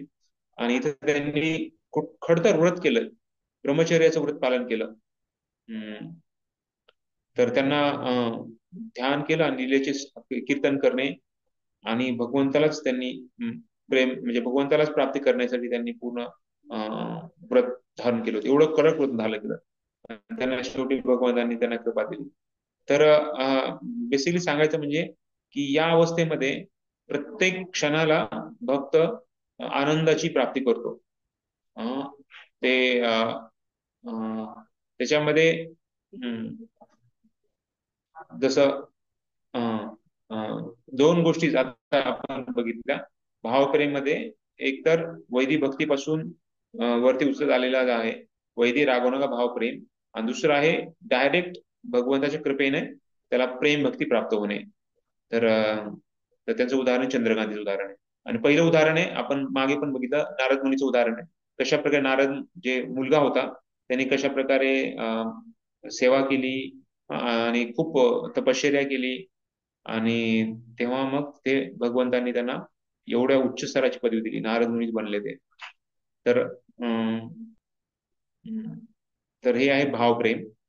आणि दुसरं जे सांगितलंय भगवंताची असाधारण कृपा, तर त्याच्यामध्ये कशा प्रकारे भगवंताच्या असाधारण म्हणजे साधारण नाही, साधारण कृपा वेगळी आहे, असाधारण कृपा वेगळी आहे, त्याच्याबद्दल सांगितलं. यस प्रोजी. प्रभूजी हरे कृष्ण. हा हरे कृष्ण. प्रभूजी, भगवंतांना काम अर्पण करणे याचा नेमका अर्थ काय त्यांचा? काय काय ज्यावेळी आपण भगवंतांना काम अर्पण करतो त्यावेळी एक प्रकारचे ममत्व उत्पन्न होते असं पॅरेग्राफ मध्ये, फर्स्ट पॅरेग्राफ मध्ये. तर तिथे काम अर्पण करणे भगवंतांना याचा हा, अर्थ काय? जसं आपण नाही का सांगितलं की कशा प्रकारे गोपींचा जो भाव होता, तर तो ऍक्च्युली काम म्हणजे इच्छा आहे. द इच्छा आहे, तर इच्छा तर आपण जसं मी सांगितलं की जी इच्छा आहे ती भगवंतांना प्रसन्न करण्यासाठी इच्छा आहे. तर श्लोकामध्ये पण काम म्हणून गोप्यांचं उदाहरण दिलंय, गोप्यात कामात भयात कमसो, स्नेहात स्नेहात द्वेषात भयात. तर त्याच्यामध्ये सांगितलंय की काम काम हा भौतिक जगामध्ये एक इंद्रिय भोग म्हणून बघितलं जातं, पण ऍक्च्युली काम काम म्हणजे इच्छा आहे, आणि इच्छा आहे ती प्रेम रूपामध्ये भौतिक आध्यात्मिक जगतामध्ये बघितलं जातं. तर जी शुद्ध प्रामाणिक इच्छा आहे की कसं आपण प्रत्येक गोष्टीमधून भगवंताची प्रसन्नता, तर ही इच्छा जी गोपींची होती, तर त्यासाठी त्यांना कामात म्हणजे गोप्यात कामात सांगितलेलं आहे. तर तर काम म्हणजे खास करून भौतिक जगामध्ये त्याला प्रेमाचंच उलट रूप सांगितलंय. तर जसं भौतिक जगामध्ये सगळ्यात नावाजलं किंवा सगळ्यात मोठी गोष्ट सांगितली ते काम सांगितलंय, पण आध्यात्मिक जगतामध्ये सगळ्यात तुच्छ जी गोष्ट सांगितली ती आहे काम. म्हणजे जे या भौतिक जगामध्ये सगळ्यात नावाजलं जातं, मोठं सगळ्यात मानलं जातं, ते आध्यात्मिक जगतामध्ये सगळ्यात खालच्या स्तरावर मानलं जातं. तर तसं आध्यात्मिक जगत आहे आणि तसं भौतिक जगत आहे. ठीक आहे. येस प्रभूजी, थँक्यू प्रभूजी, हरे राजन कृष्ण. सोबत हरे कृष्ण. भगवंतांची असाधारण कृपा. ज्यावेळी एखादा भक्त प्रेम भावनेने युक्त होऊन श्रीकृष्णांच्या संगतीत राहतो, त्यावेळी आपण जाणून घेतले पाहिजे की भगवंतांनी आपल्या विलक्षण अहेतुकी कृपेने त्याला हे पद अर्पण केलेले आहे. या असाधारण कृपेचे उदाहरण श्रीमद भागवतातील 11.12.7 या श्लोकात आढळते. यामध्ये भगवान श्रीकृष्ण उद्धवाला म्हणतात, वृंदावनातील व्रज गोपींनी माझ्या प्राप्तीसाठी वैदिक शास्त्रांचे अध्ययन केले नाही, कोणत्याही तीर्थांना भेट दिली नाही, कोणत्याही नियमांचे कठोरपणे पालन केले नाही किंवा कोणत्याही प्रकारची तपस्या केली नाही. केवळ माझ्या संगतीमुळे त्यांना भक्तिमय सेवेची परमावधी प्राप्त झालेली आहे. पद्मपुराणातील चंद्रकांती आणि श्रीमद भागवतातील गोपींच्या उदाहरणावरून असे प्रतीत होते की जो भक्त आपल्या वर्तमान स्थितीस महत्व न देता श्रीकृष्णांचे नित्य निरंतर चिंतन करतो व प्रेम भावाने त्यांच्या कीर्तीचे गान करतो, तो भगवान श्रीकृष्णांच्या अतीव कृपेचे फळ म्हणून अनन्य प्रेम भक्तीचे परम पूर्णावस्था प्राप्त करतो. श्रीमद भागवतात या तथ्याची पुष्टी करताना असे म्हटले आहे, जर एखादा मनुष्य पूर्ण पुरुषोत्तम भगवंतांची उपासना, भजन आणि त्यांच्यावर प्रेम करीत असला तर त्याने आत्मसाक्षात्काराकरिता आवश्यक असलेली तपश्चर्या, व्रते व तत्सम इतर सर्व विधी आधीच पूर्ण केलेली आहेत, हे आपण जाणून घेतले पाहिजे. या उलट मनुष्याने सर्व प्रकारची तपे, व्रतवैकल्य आणि योग साधने करूनही त्याच्या अंतःकरणात श्री हरींविषयी प्रेम विकसित होत नसले तर त्याने आचरलेल्या या सर्व क्रिया म्हणजे केवळ कालापव्यय होय. एखाद्याला जर श्रीकृष्णांचे अंतर्बाह्य दर्शन होत असले तर त्याने सर्व तपश्चर्या आणि व्रते पूर्ण केली आहेत असे समजले पाहिजे. आणि जर सर्व प्रकारची व्रते आणि तपश्चर्या करूनही एखाद्याला श्रीकृष्णांचे अंतर्बाह्य दर्शन होत नसले तर त्याने या सर्व क्रिया निष्फळच केल्या आहेत असे समजले पाहिजे. भगवंतांच्या असाधारण कृपेचे फळ म्हणून प्राप्त होणाऱ्या त्यांच्या विषयीच्या स्वाभाविक आकर्षणांचे दोन प्रकार असतात. भगवंतांच्या श्रेष्ठत्वाविषयी प्रगाढ आदर असणारे आणि इतर कोणत्याही बाह्यकारी कारणाविना श्रीकृष्णांविषयी आपोआपच उत्पन्न होणारे आकर्षण. नारद पंचरात्रामध्ये असं म्हटले आहे की भगवंतांच्या श्रेष्ठत्वाविषयी प्रगाढ आदर कारणीभूत होऊन जर एखाद्याच्या मनात त्यांच्याविषयी अतीव स्नेह आणि स्थायी प्रेम विकसित झाले तर अशा व्यक्तीला निश्चितच 4 प्रकारच्या वैष्णव मुक्तींच्या अवस्था लाभू शकतात. या मुक्तावस्था म्हणजे भगवंता समान रूप प्राप्त करणे, भगवंतांसारखे ऐश्वर्य प्राप्त करणे, भगवंतांच्या ग्रह लोकावर निवास करणे आणि भगवंतांच्या नित्य संग प्राप्त करणे या होत. वैष्णव मुक्ती ही मायावाद्यांच्या मुक्तीपेक्षा पूर्णपणे वेगळी असते, कारण मायावाद्यांची मुक्ती म्हणजे भगवंतांच्या ब्रह्मतेजामध्ये विलीन होणे होय. पुढे वाचू, थांबू. हरे कृष्ण. वाचू पुढे. नारद पंचरात्रात पुढे नारद पंचरात्रात असे म्हटले आहे की शुद्ध भक्तिमय सेवा म्हणजे कोणत्याही वैयक्तिक लाभाच्या अपेक्षेविना केलेली सेवा होय. एखादा भक्त जर श्रीकृष्णांवर अव्याहतपणे प्रेम करीत असेल आणि आपले मन त्यांच्या ठायी स्थिर ठेवत असेल तर त्याची अशी ही भक्ती भावना श्रीकृष्णांचे लक्ष आकर्षित करून घेण्याचे एकमेव साधन ठरते. दुसऱ्या शब्दात सांगायचे तर भगवान श्रीकृष्णांच्या रूपावर निरंतर ध्यान करणारा शुद्ध भक्त शुद्ध वैष्णव भक्त समजला जातो.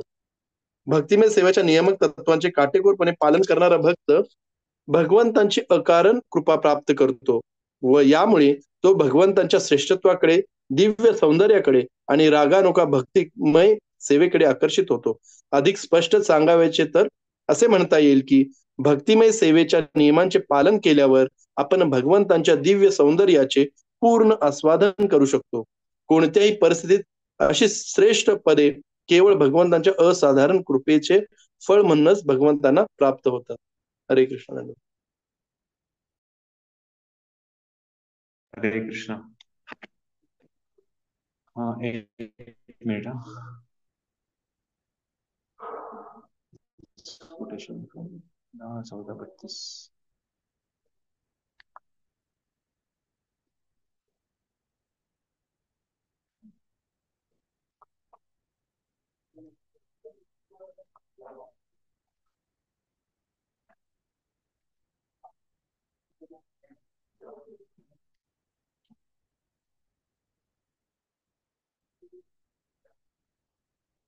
तर इथे एक श्लोक येतो ब्रह्माजीच्या प्रार्थनेमध्ये. खूप सुंदर श्लोक आहे. कशा प्रकारे ब्रजवासी नंद गोप त्यांचं किती भाग्य आहे. तर तिथे ब्रह्माजी सांगतात, अहो भाग्य अहो अहो भाग्यम अहो भाग्यम अहो भाग्यम अहो भाग्यम अहो भाग्यम अहो भाग्यम नंद गोप व्रज लोकसाम नंद नंद गोप व्रजोत्सवाम परमानंदम यन्मित्रं परमा यन्मित्रं परमानन्दम् पूर्णं ब्रह्म सनातनम. पूर्णं ब्रह्मं सनातनम्. तर ह्याच्या सांगितलंय ब्रह्माजी गुणगान गात आहेत. किती भाग्य आहेत, किती भाग्यवान आहेत नंद गोप.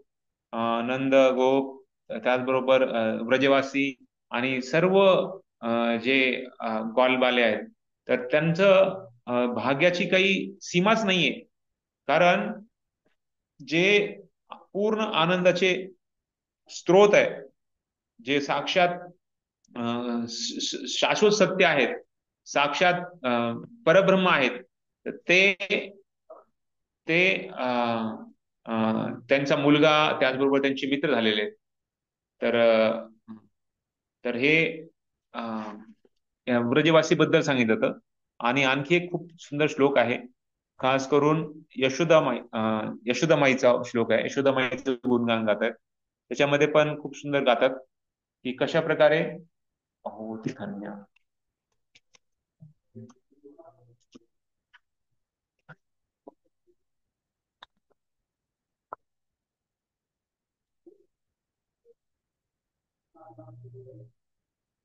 हा, तर हे पण ह्याच्या अगोदरचा श्लोक आहे, ब्रह्माचीच प्रार्थना आहे. खास करून हे यशोदामाई बद्दल गायलेलं आहे. अहो ती धन्या व्रजगोरमन्या अहो ती धन्या स्तोती धन्या व्रजगोरमन्या धन्यामृतं पीतमतीव ते मुदा धन्यामृतं धन्यामृतं पीतमतीव मे मुदा यासां विभो वत्सतरात्मजात्मना यासां यासां विभो वत्सतरात्मजात्मना यत्तृप्यते यद्यापीतता यत्तृप्यते यत्तृप्यते याद्यपि चालमत्वरा. कालमध्वरा. हा, त्याच्यामध्ये सांगितलंय भगवंत कशा प्रकारे जे गायी आहेत आणि खास करून व्रजगोपी आहेत, त्या किती भाग्यवान आहेत की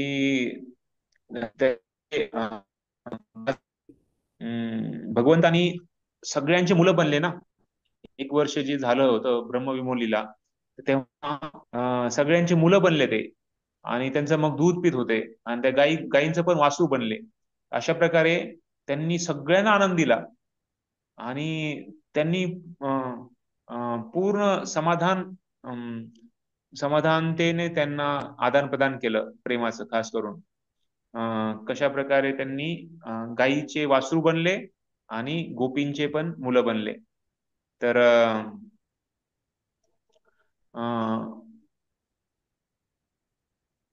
काही काही लोक एवढे तपस्या केल्या, एवढे त्यांनी व्रत केले, पण म्हणजे त्यांनी आराधना तर ते तुम्हाला एवढं समाधान देणार नाही. पण या खास करून जे गायी आणि ज्या भगवंताचे म्हणजे गायी आणि वृंदावन मधल्या ज्या गोपी आहेत, त्यांनी कशा प्रकारे तुम्हाला एवढं समाधान दिलं.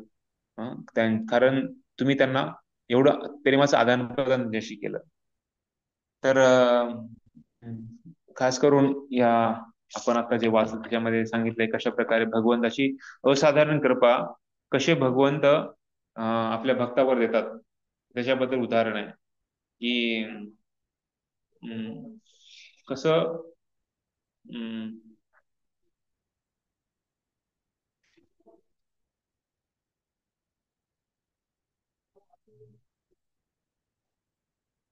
त्यांना कधी म्हणजे जे गोप होते त्यांना कधी वाटलं नाही की कृष्ण म्हणजे हे साक्षात देव आहे, भगवान आहे.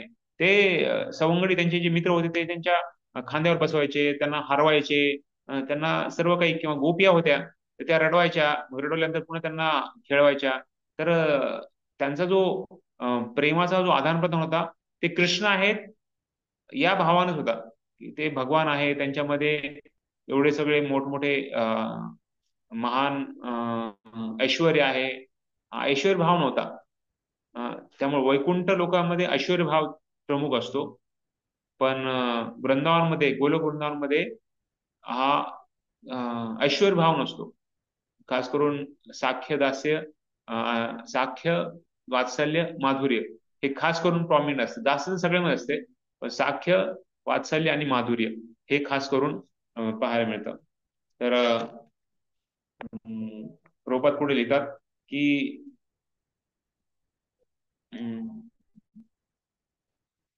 तपश्चर्या, व्रत आणि इतर सर्व ज्या विधी आहेत, तर ऍक्च्युली हे सर्व जे आहे तर हे आपल्याला मदत करू शकतं भगवंतासाठी, पण ऍक्च्युली हे पूर्ण हे पूर्ण आपल्याला त्याच्यामध्ये पूर्णत्व प्राप्त करू शकत नाही.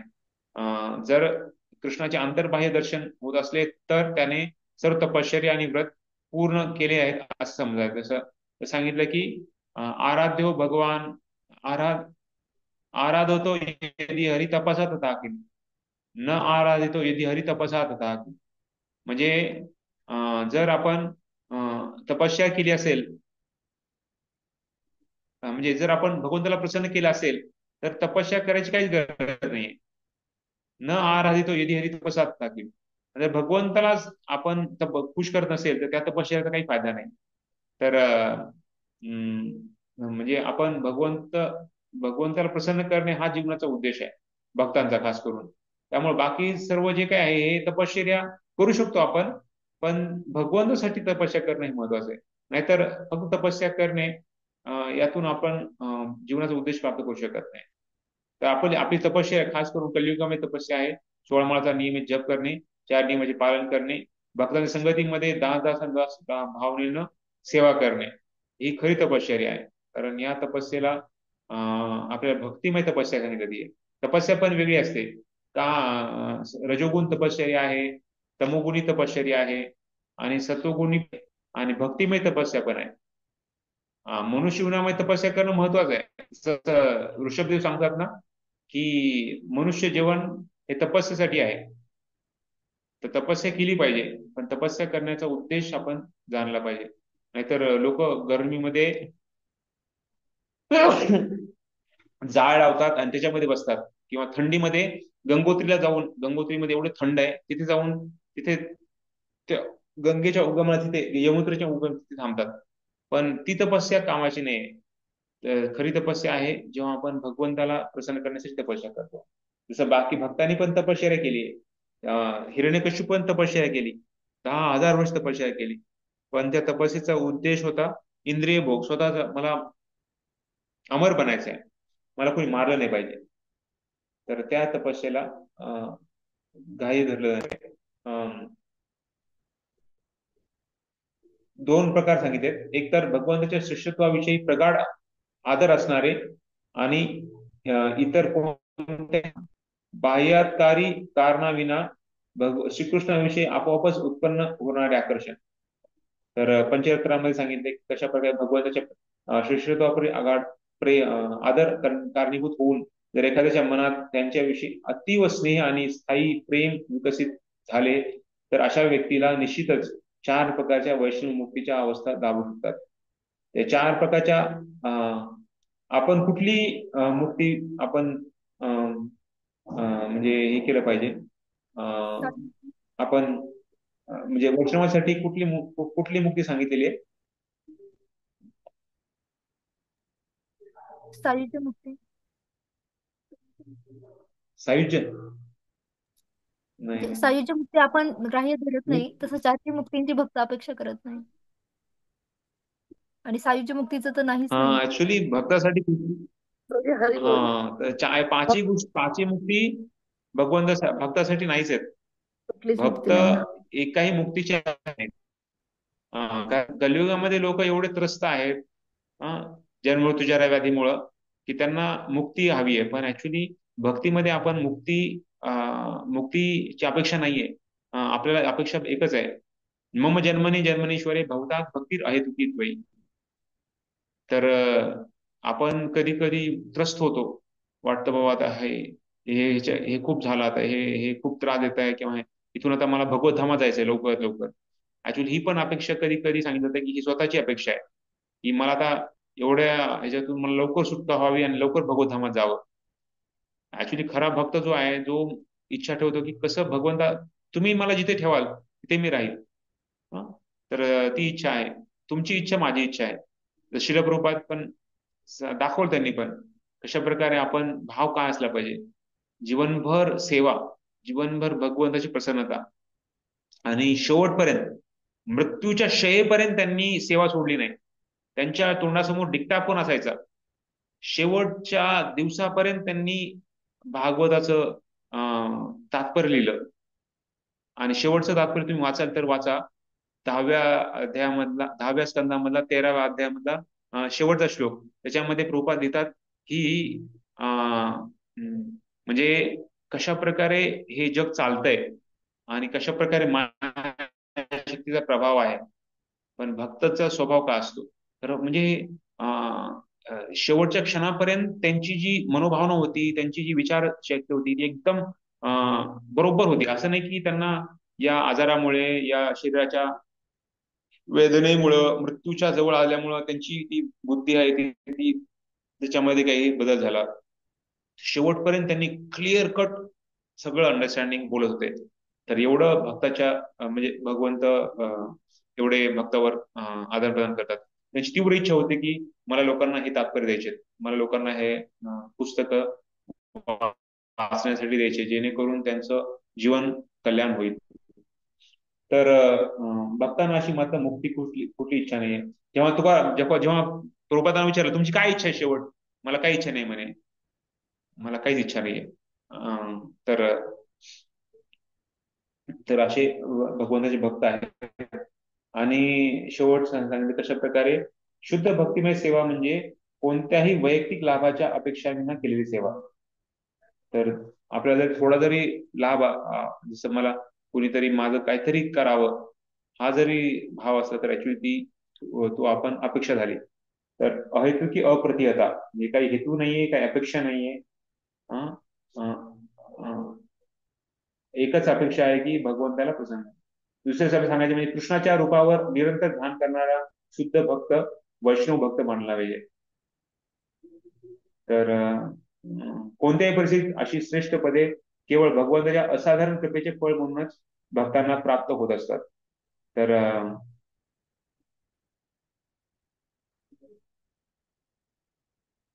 भक्तिमय सेवेच्या नियमांचे पालन केल्यावर आपण भगवंताच्या दिव्य सौंदर्याचे पूर्ण आस्वादन करू शकतो. म्हणजे सांगितलंय की आपण जी आता वैदिक साधना भक्ती करत आहोत, तर ती करत करत आपण जर पुढे गेलो तर हळूहळू आपल्याला पण बाकी सर्व पुढची पण स्थिती आपल्याला प्राप्त होईल. रागानुग भक्ती, भावभक्ती, प्रेम भक्ती. तर ठीक आहे. शुद्ध भक्तांचा संघ.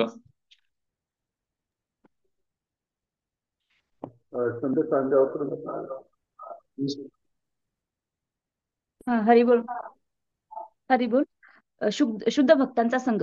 कृष्ण प्रेम प्राप्त करणाऱ्याच्या अनेक प्रक्रिया आतापर्यंत स्पष्ट करण्यात आल्या आहेत, पण तरीही कृष्ण प्रेमाची दिव्य अवस्था प्राप्त करण्याच्या सर्वोत्तम मार्गाविषयीचे स्पष्टीकरण आता रूप गोस्वामी करीत आहेत. प्रेमभक्तीचा प्रारंभ हा श्रद्धेने होत असतो. शुद्ध भक्ताचे अनेक संघ आणि समाज आहेत, आणि अल्पशा श्रद्धावान मनुष्यानेही अशा समाजामध्ये शुद्ध भक्तांचा संघ घेण्यास प्रारंभ केला तर तो शुद्ध भक्तिमय सेवेत अतिशय त्वरेने प्रगती करू शकतो. शुद्ध भक्ताचा प्रभाव असा असतो की अल्पशा श्रद्धावंतानेही अशा भक्तांचा संघ घेतल्यास त्याला भगवद्गीता आणि श्रीमद भागवतात यांच्यासारख्या प्रमाणभूत शास्त्रातून भगवंताविषयी श्रवण करण्याचा लाभ मिळतो. अशा प्रकारे सर्वांच्या हृदयात स्थित असलेल्या भगवंतांच्या कृपेने मनुष्य अशा प्रामाणिक शास्त्रातील वर्णनावरून हळूहळू आपली श्रद्धा विकसित करतो. शुद्ध भक्तांचा संघ करण्याची ही प्रथम अवस्था होय. दुसऱ्या अवस्थेत अधिक भगत आणि परिपक्व झालेला तो भक्त आपोआपच भक्तिमय सेवेच्या नियमांचे एका शुद्ध भक्ताच्या मार्गदर्शनाखाली पालन करण्याचे मान्य करतो व त्या भक्ताला आपल्या आध्यात्मिक गुरु म्हणून स्वीकारतो. या पुढच्या अवस्थेत आध्यात्मिक गुरुच्या मार्गदर्शनाखाली तो भक्त वैधी भक्तिमय सेवेच्या प्रक्रियेचे पालन करतो आणि अशा क्रियांचा परिणाम म्हणून तो सर्व प्रकारच्या अनर्थापासून मुक्त होतो. अनर्थापासून निवृत्त झाल्यानंतर त्याची श्रद्धा स्थिर होते आणि त्याच्यामध्ये भक्तिमय सेवेकरता दिव्य रुची उत्पन्न होते. त्यानंतर त्याच्या ठायी भाव आणि शेवटच्या स्थितीत शुद्ध कृष्ण प्रेम विकसित होते. शुद्ध भगवत प्रेम विकसित होण्याच्या या विविध अवस्था आहेत. केवळ अतिशय भाग्यशाली मनुष्यच जीवनात अशा प्रकारचे यश प्राप्त करू शकतात. वैदिक शास्त्रांचे शुष्क अध्ययन करणारे विद्यार्थी अशा प्रकारचा विकास कसा होत असतो ते समजू शकत नाहीत. म्हणून नारद पंचरात्रात भगवान शिव पार्वतीला म्हणतात, हे देवी, ज्या व्यक्तीमध्ये पूर्ण पुरुषोत्तम भगवंताविषयी भावप्रेम विकसित झाले आहे व या प्रेमामुळे तो दिव्यानंदाच्या सागरामध्ये डुंबत आहे, त्याला शरीर व मनामध्ये उद्भवणाऱ्या भौतिक सुख आणि दुःखाची जाणीवही होऊ शकत नाही.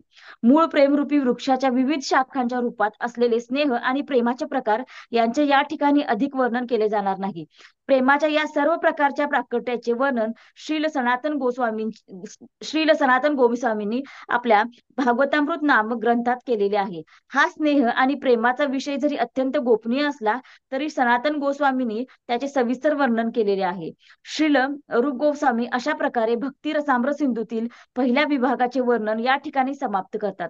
ते हा ग्रंथ सनातन गोस्वामीच्या दिव्य आनंदासाठी अर्पण करीत आहेत आणि त्याचबरोबर गोपाल भट्ट गोस्वामी, रघुनाथ भट्ट गोस्वामी आणि रघुनाथ दास गोस्वामी यांनीही ते हा ग्रंथ अर्पण करीत आहेत. त्यांच्या या कथनावरून असे वाटते की भक्ती रसामृत सिंधू या ग्रंथाच्या लिखाणाच्या वेळी महान आचार्य श्रील जीव गोस्वामी फार मोठ्या प्रमाणात सक्रिय झालेले नव्हते. अशा प्रकारे भक्ती रसामृत सिंधू या ग्रंथाच्या प्रथम विभागावरील भक्ती वेदांत भाष्य पूर्ण झाले. भावभक्ती विभागावरील भाष्य आता पुढे देण्यात येईल. हरी बोल. धन्यवाद. तर आपण मागच्या वेळेस ते सायकलचं उदाहरण बघितलं होतं, कशा प्रकारे सायकल जसं वरती चढ घेताना त्याला खूप कष्ट करावं लागतंय. खास करून जे अनर्थ निवृत्तीचा जो स्तर आहे तो खूप मोठा स्तर आहे आणि तो जर स्तर पार केला मग हळूहळू निष्ठा म्हणजे आपली श्रद्धा आणखी वाढते, निष्ठा बनते. आणि त्यानंतर मग आपण जे काही क्रिया करत आहोत त्याच्यामध्ये आपल्या रुची येते. त्याचबरोबर भगवंत कोण आहे, त्यांची स्थिती काय आहे, त्यांची जागा काय आहे, त्यांच्याबद्दलचं आणखी विश्वास आपला वाढतो आणि नंतर भगवंताबद्दल आसक्ती निर्माण होते. मग आपण भगवंताला प्रसन्न करण्यामध्ये आपण आपल्या क्रिया जास्तीत जास्त आपण अर्पण करण्याचा प्रयत्न करतो आणि नंतर मग उताराला आपल्याला जास्त कठीण जात नाही, म्हणजे उतार एकदम आरामात पार करू शकतो. पॅन्डल पण मारायची गरज नाही उतारामध्ये, उलट ब्रेक मारायला लागते. तर चढायला मात्र कधी कधी चढत नाही तर आपण खाली उतरून चढतो. आपण वर सायकलचं चढायला अवघड होतं, पण उताराच्या वेळेस मात्र ऑटोमॅटिक त्याला काही पॅन्डल पण मारायची गरज नाही, म्हणजे भगवंत आपल्याला घेऊन जातात. जसं आपण मागच्या उदाहरण पण दिलं होतं. चढायची विधी म्हणजे कशी आहे त्याचं उदाहरण काय दिलं होतं, त्याची तुलना कशाशी केली होती?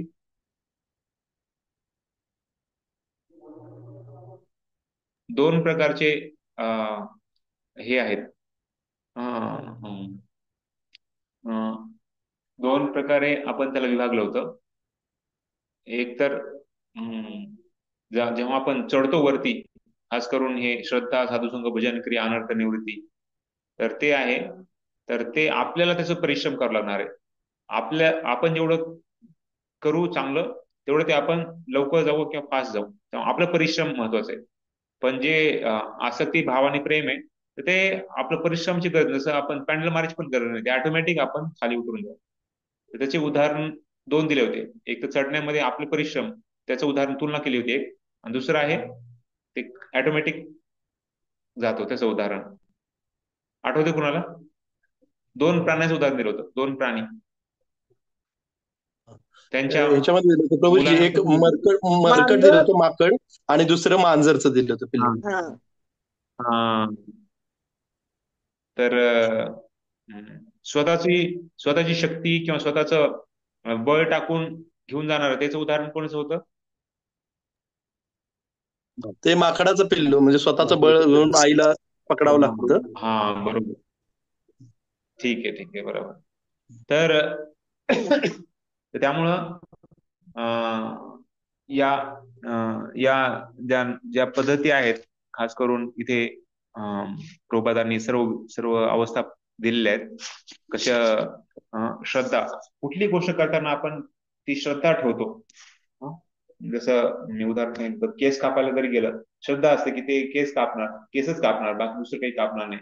तर ते आपल्याला हे आहे, श्रद्धा आहे. त्याचप्रमाणे भक्तीमध्ये पण श्रद्धा ठेवत जर कोणी येतो, तर मग हळूहळू मग भक्तांच्या संगतीमध्ये येतो.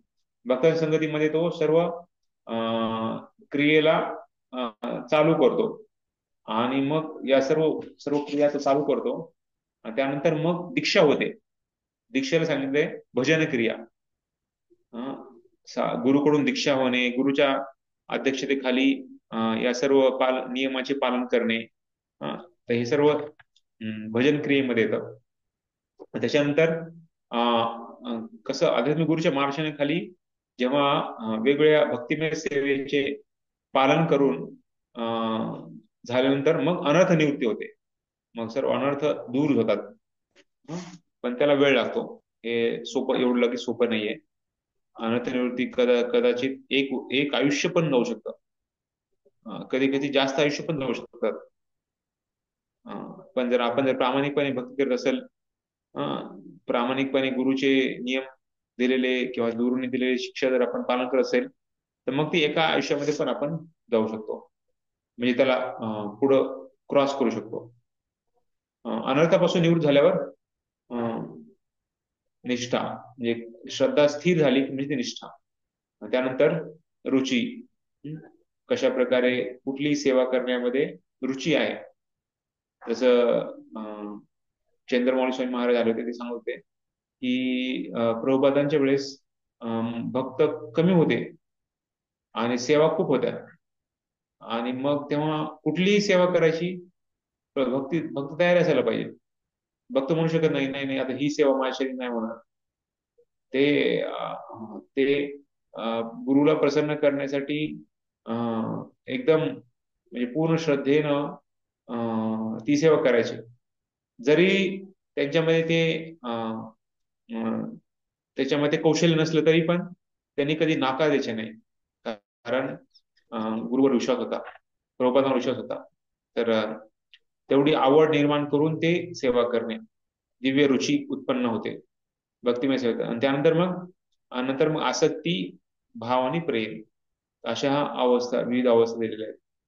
तर सांगितलंय केवळ अतिशय भाग्यशाली मनुष्य जीवनात अशा प्रकारचे यश प्राप्त करू शकतो. म्हणजे सांगितलं अहो भाग्यम नंदगोप व्रजोपसाम यन्मित्रम परमानंदम पूर्ण ब्रह्म सनातन. तर खूप भाग्यवान व्यक्तीच या स्तराला प्राप्त करू शकतो. फक्त अभ्यास करून किंवा वेगळे कौशल्य प्राप्त करून हे शक्य नाहीये. कितीतरी लोक आहेत जे खूप विद्वान, रावण पण खूप शिकलेला विद्वान व्यक्ती, हिरण्यकशिपू पण, त्यांनी पण खूप अध्ययन केलं होतं. त्याचबरोबर देवानंद पंडित, त्यांनी तर भागवत कथाकार होते, पण त्यांना भक्त काय असतो ते कळलं नाही. शिवाजी ठाकूरांचा अपमान होता तेव्हा त्यांनी काही बोलले नाही. तर फक्त वेदांचं अध्ययन करून, शुष्क अध्ययन करून या असा विकास होत नाही. तर शिवजी सांगतात पार्वतीला, ज्या व्यक्तीमध्ये पूर्ण पुरुषोत्तम भगवंताविषयी भाव प्रेम विकसित झाले आहे आणि त्यामुळे तो दिव्य आनंद सागरामध्ये डुबत आहे, त्याला शरीर आणि मनामुळे उद्भवणाऱ्या भौतिक सुख किंवा दुःखाची जाणीव नाही.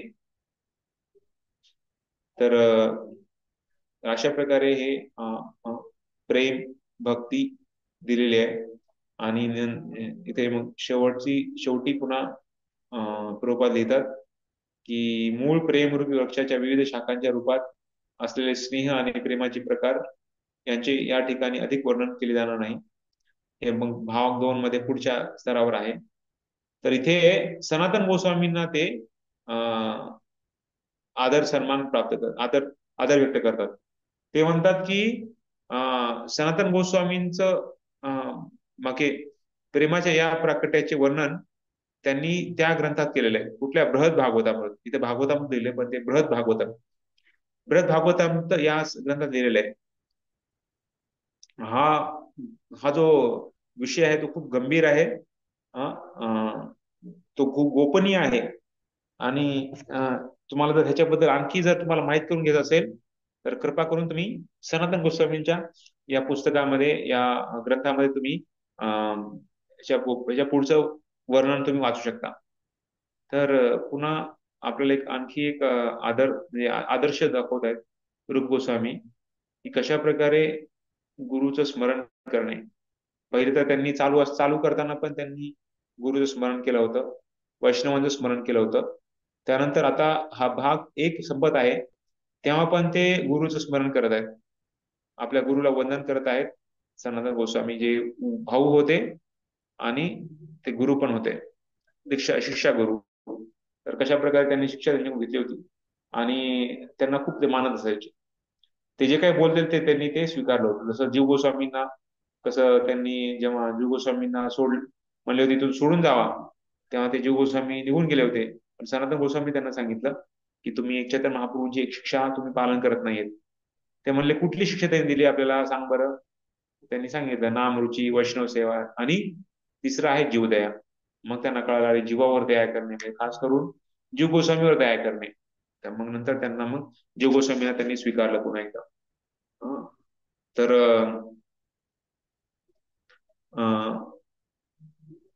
सनातन गोस्वामीच्या दिव्य आनंदासाठी अर्पण करत आहेत. म्हणजे हा ग्रंथ त्यांनी जो लिहिला आहे तो पण आपल्या गुरुच्या आनंदासाठी त्यांनी अर्पण करतात. आणि तेवढंच नाही तर बाकी सर्व वैष्णवांच्या पण आनंदासाठी, जसं खास करून गोपाल भट्ट गोस्वामी, रघुनाथ भट्ट गोस्वामी, रघुनाथ गोस्वामी, म्हणजे जे 6 गोस्वामी आहेत तर त्यामध्ये जीव गोस्वामी हे सर्वात शेवटी आले. आणि सर्वात शेवटी आले आणि जेव्हा खास करून हे सर्व 5 गोस्वामी जे होते वृंदावनमध्ये तर तेव्हा रू गोस्वामी तेव्हा त्या क्षणी तेव्हा नव्हते. पण नंतर शेवटच्या काही वर्षी ते तिथे पोहोचले, जिथे जिथे दोन्ही चुलते खास करून रूप गोस्वामी, सनातन गोस्वामी आणि त्याचबरोबर बाकी सर्व गोस्वामींचा त्यांनी संघ घेतला. आणि त्यानंतर मात्र मग जीव गोस्वामींच्या अध्यक्षतेखाली सर्व वैष्णव जे पुढे म्हणजे परंपरा चालू गेली आणि सर्व बाकी मग आचार्य वगैरे जीव गोस्वामींनीच त्यांना सर्व प्रेरणा दिली आणि त्यांना सर्व मार्गदर्शन केलं. तर असे जीव गोस्वामी. तर त्यामुळे भक्तिरसाम सिंधू या ग्रंथाच्या लिखाणाच्या वेळेस जीव गोस्वामी त्यावेळेस एवढे सक्रिय नव्हते, कारण ते छोटेच होते, छोटे बालक होते. आणि त्यानंतर मग हळूहळू त्यांची वाढ झाली. त्यानंतर मग रूप गोस्वामींनी त्यांना दीक्षा दिली, शिक्षा दिली. आणि त्यानंतर मग त्यांना मग पुढे त्यांनी सर्व राधा दामोदरची स्थापना केली. त्याचबरोबर संदर्भ लिहिले, षड संदर्भ लिहिले आणि बाकी कितीतरी मोठमोठे जे राजे होते त्यांना त्यांनी दीक्षा दिली. त्यावर एवढंच नाही, त्यांना खूप एक आदर्श म्हणून एक जीव गोस्वामींना बघितलं जातं. आज पण त्यांच्या ज्या टीका आहेत त्या विश्वविद्यालयामध्ये अध्ययन केलं जातं. तर अशा प्रकारे हे जीव गोस्वामींचं महान कार्य आहे. जीव गोस्वामी आज पण खूप खूप साऱ्या विश्वविद्यालयामध्ये प्रसिद्ध आहेत त्यांच्या सर्व टीकेसाठी. आणखी त्यांच्याबद्दलची जी माहिती आहे ती वृंदावनमध्ये आपण पाहू शकतो. तिथे त्यांचे हस्तलिखित काही ग्रंथांचं साठा केलेला आहे. तिथं वृंदावन इन्स्टिट्यूट आहे फोगला आश्रमच्या जवळ. तिथे पण त्यांचं हस्तलिखित म्हणजे स्वतः लिहिलेलं पुस्तक आहे, सही आहे आणि त्यांचं ते पत्र पण आहे. तर ते पण आपण प्राप्त करू शकतो. तर आजच्या अध्यायामध्ये 19व्या अध्यायामध्ये कशा प्रकारे भावभक्ती जी आहे ते भावभक्तीचं वर्णन करताना रूप गोस्वामी सांगतात की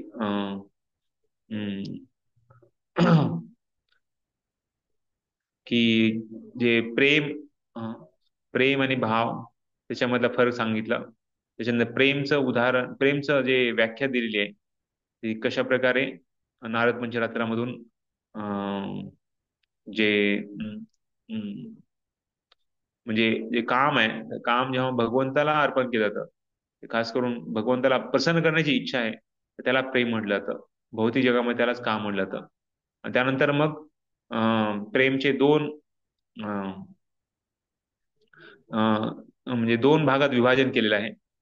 तर त्याच्यामध्ये दोन भाग काय आहे, तर एक तर कशा प्रकारे ममत्व. तर ममत्वमध्ये एक कुणी म्हणू शकतं की मी कृष्णाचा आहे, पण सगळ्यात वरच्या लेवलचं काय आहे, कृष्ण माझे आहेत. मी कृष्णाचा आहे म्हणजे ऍक्च्युली मी कृष्णाचा आहे, मग मला सगळं करून देतील ते, मला काही करायची गरज नाही. हा भाव कधी कधी तो व्यक्त होऊ शकतो. जसं मी कृष्णाचा आहे, जसं मी माझ्या आई वडिलांचा आहे, तर मग आई वडील सगळं माझी काळजी घेतील, मला जास्त काही करायची गरज नाही. पण कृष्ण माझा आहे तेव्हा तेव्हा मात्र मग आपल्यावर जबाबदारी येते मोठी. अं, जसं अं, जसं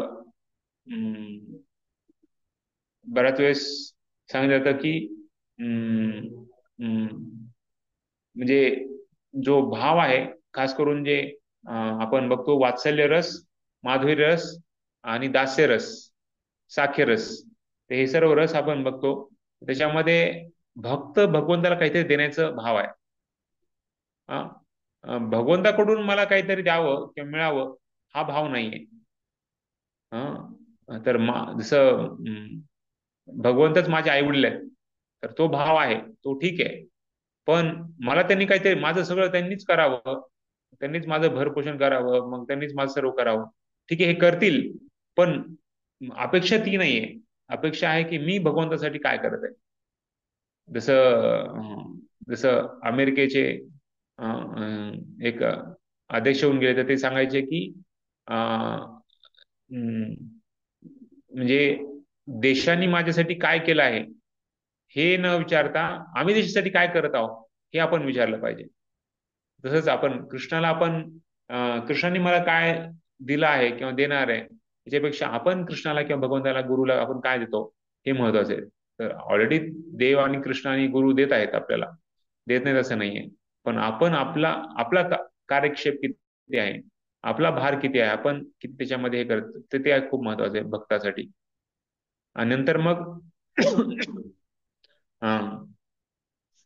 दोन प्रकारचे प्रेम आहेत. एक तर भावप्रेम आणि दुसरं आहे भगवंताची असाधारण कृपा असलेलं प्रेम. तर भावप्रेम मध्ये दोन आहे, सॉरी. भावप्रेम मध्ये एक वैदिक साधना करून मिळवलेलं आणि दुसरं आहे भावप्रेम जे रागानुग साधना करून मिळवलेलं आहे. तर त्याचं पण उदाहरण दिलेलं आहे. रागानुगामध्ये खास चंद्रकांतीचं उदाहरण आहे आणि वैदिक साधनामध्ये कशा प्रकारे आपण नारद मुनीचं उदाहरण, नारद जो बाळ होता, नारद जो मुलगा आहे त्याचं उदाहरण दिलं होतं. त्याच्यानंतर भगवंताची असाधारण कृपा, त्यामध्ये पण बघितलं कशा प्रकारे. तर ऍक्च्युली त्याच्यामध्ये जसं कृपादान लिहिलेलं आहे त्याच्यामध्ये दोन प्रकार आढळतात. त्याच्यामध्ये दोन प्रकार काय आहेत, तर एक तर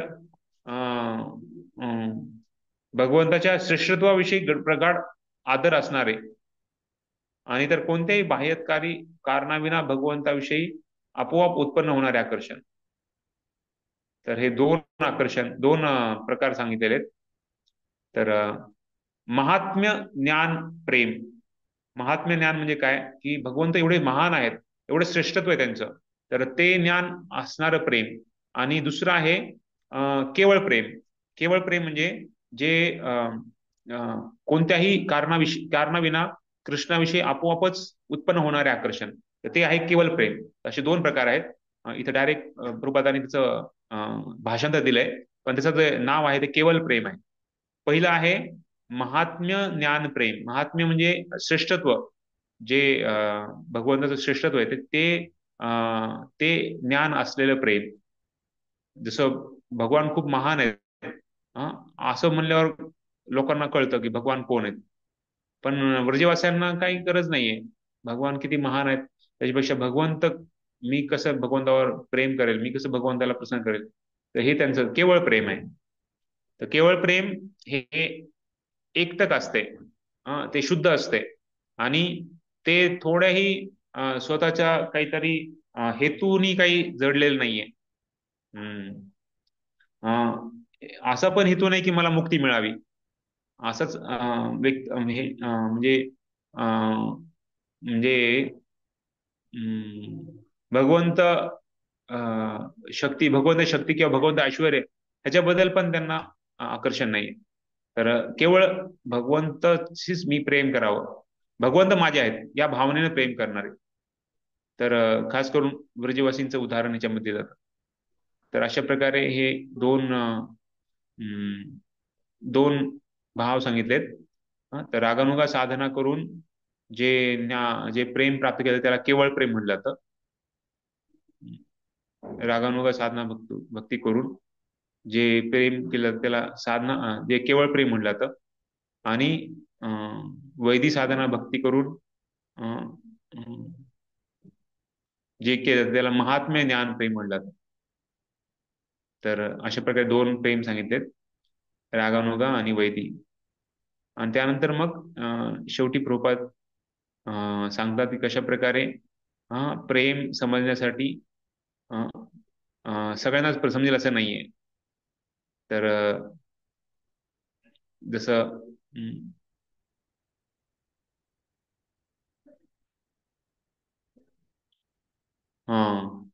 तर सांगितलंय की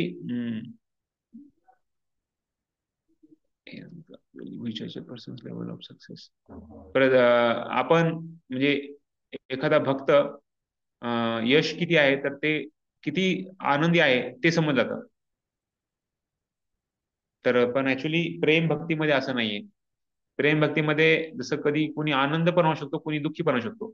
जसं एकदा प्रभुपादांना फोटो दाखवला आणि प्रभुपाद म्हणे, भक्त म्हणे, प्रभुपाद स्वामीजी या फोटोमध्ये तुम्ही किती दुःखी दिसत आहात, म्हणजे तुम्हाला तुमचा काहीतरी मूड ऑफ झाला होता, तुमचं असं काहीतरी असं वाटतंय आम्हाला की तुम्ही खूप दुःखी असता त्यावेळेस.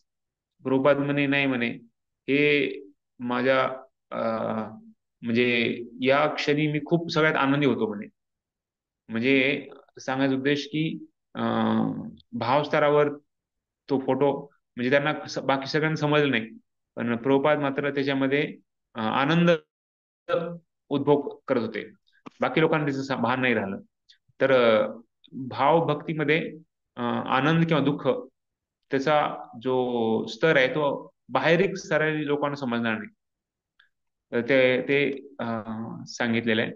आणि शेवटी मग गुरुचं आणि वैष्णवांचं पुन्हा एकदा स्मरण करत ते धन्यवाद देतात आणि स्वतःला एक नम्र भावनेनं ते सांगतात की तुम्हाला जर अधिक माहिती पाहिजे असेल ह्याच्याबद्दल तर तुम्ही सनातन गोस्वामींचं पुस्तकामध्ये बृहद भागवतामृतमध्ये तुम्ही या प्रेम भक्तीचं जास्त माहिती प्राप्त करू शकता. तर हे भक्तांचा भाव आहे. स्वतःला कधीच ते महान समजत नाही, नेहमी दुसऱ्यांना ते गुणगान गातात. जसं चैतन्य चैतन्य चरितामृतमध्ये चैतन्य भागवत ज्यांनी लिहिलंय वृंदावनदास ठाकूर त्यांचं गुणगान गायलेलं आहे. कृष्णात कवी गोस्वामी गातात, म्हणतात की मी जे लिहिलं आहे हे चैतन्य चरितामृत तर ते एक छोटस ग्रंथ आहे, पण खरा जो ग्रंथ आहे तो चैतन्य भागवत आहे वृंदावनदास ठाकूरांचा. तर तुम्ही त्यांच्या पुस्तकाचा तुम्ही अभ्यास करा. मी तर थोडस जे काही त्यांनी सोडलंय माझ्यासाठी तर ते मी फक्त लिहित आहे, पण खरा जो ग्रंथ आहे चैतन्य महाप्रभूंच्या लिलेचा त्याचा जास्त उल्लेख वृंदावनदास ठाकूरांच्या चैतन्य भागवत मध्ये तुम्ही बघाल म्हणे. तर हे भक्तांचा भाव आहे की नेहमी ते दुसऱ्यांना संबोधित करतात, स्वतःच महान आहे किती हे स्वतः बोलत नाही. किंवा दाखवत पण नाही, डायरेक्टली व इनडायरेक्टली. इनडायरेक्टली पण त्यांना दाखवायचं नाही की मी खूप महान आहे म्हणून. तर हे असं भक्तांचा भाव आहे. तर सांगायचा उद्देश की प्रेम भक्ती ही खूप म्हणजे खूप वरच्या लेवलची स्थिती आहे. पण तरी पण आपण या भौतिक जगामध्ये राहत आहोत, कलियुगामध्ये राहत आहोत. आपल्याला जे काही आज आपल्याला स्थिती मिळाली आहे, तर ही एक मोठी कृपा आहे. आणि वैष्णवांच्या कृपेने, गुरुच्या कृपेने, साधूंच्या कृपेने आपण या कलियुगामध्ये राहून पण भक्ती करू शकत आहे. घरी घरी बसून आपण भक्ती मार्गाचा आपण पालन करू शकत आहे. ते खूप मोठं वरदान आहे ऍक्च्युली आपल्याला. प्रभुपादांच्या कृपेने कुठल्याही देशामध्ये, कुठल्याही ठिकाणी बसून आपण भक्ती करू शकतो. म्हणजे एवढं आपल्याला म्हणजे करून ठेवलंय सगळ्या भक्तांनी आणि गुरूंनी. त्यांचं ती करुणा आहे. त्या करुणेमुळे आपल्याला एवढं भक्ती मिळालेली आहे. तर त्याचा आपण योग्य फायदा घेतला पाहिजे. आणि प्रभुपाद सांगायचे की हाच जीवन शेवट करा, पुन्हा जन्म नको. तर त्यासाठी आपण रात्रंदिन आम्हा युद्धाचा प्रसंग तसा बघून त्याप्रमाणे आपण पूर्ण तयारी केली पाहिजे.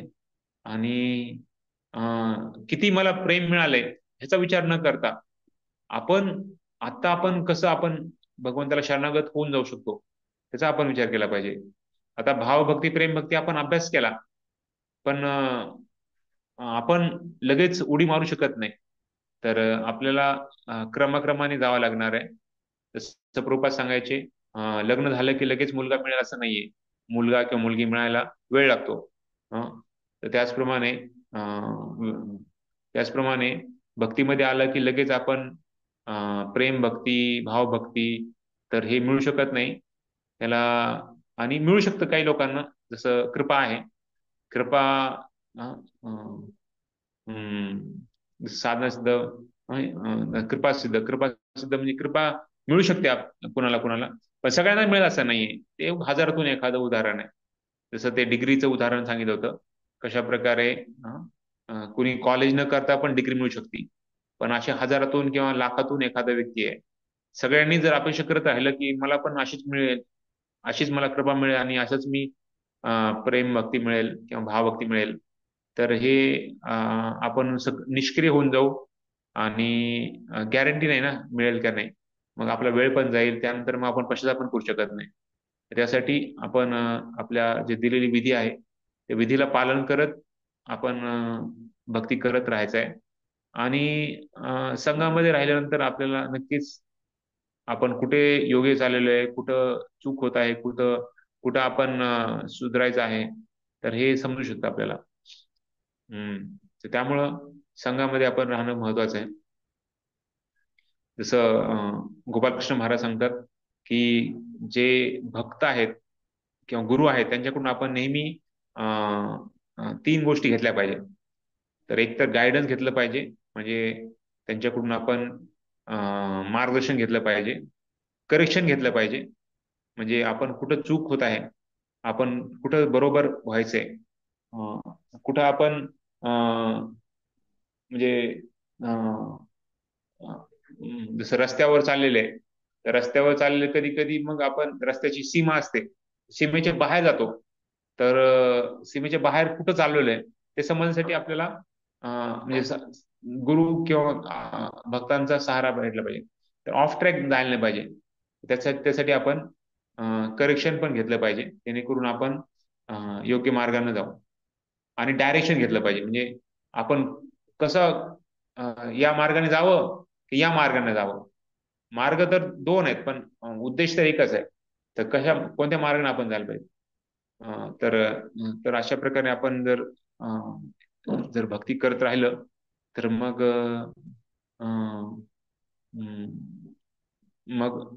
जरूर आपण भगवंताची कृपा प्राप्त करू शकतो किंवा भक्तांची कृपा प्राप्त करू शकतो, गुरुची प्रसन्नता प्राप्त करू शकतो. हरे कृष्ण. कोणा काही प्रश्न आहे का?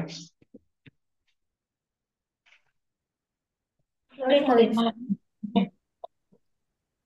प्रभू हरी बोल, दंडवत प्रणाम. हरे कृष्ण. प्रश्न म्हणजे एक प्रश्न आहे आपल्या क्लोज बुक टेस्ट मधला त्याचं उत्तर मला सापडलं नाही. अध्याय 15 प्रश्न येतो, राग शब्दाचा अर्थ काय आहे? राग.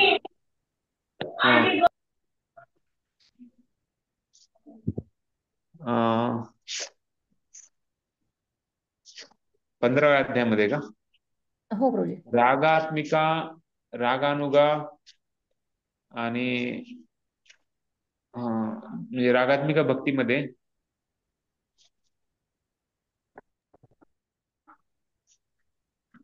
राग हरे कृष्ण प्रभूजी, मी उत्तर सांगू का? एक राग हा शब्दाचा कोणाला माहिती आहे का? राग शब्दाचा अर्थ अनुसरण. नाही नाही, राग अनुग. अनुग म्हणजे अनुसरण. अनुसरण. अनुसरण.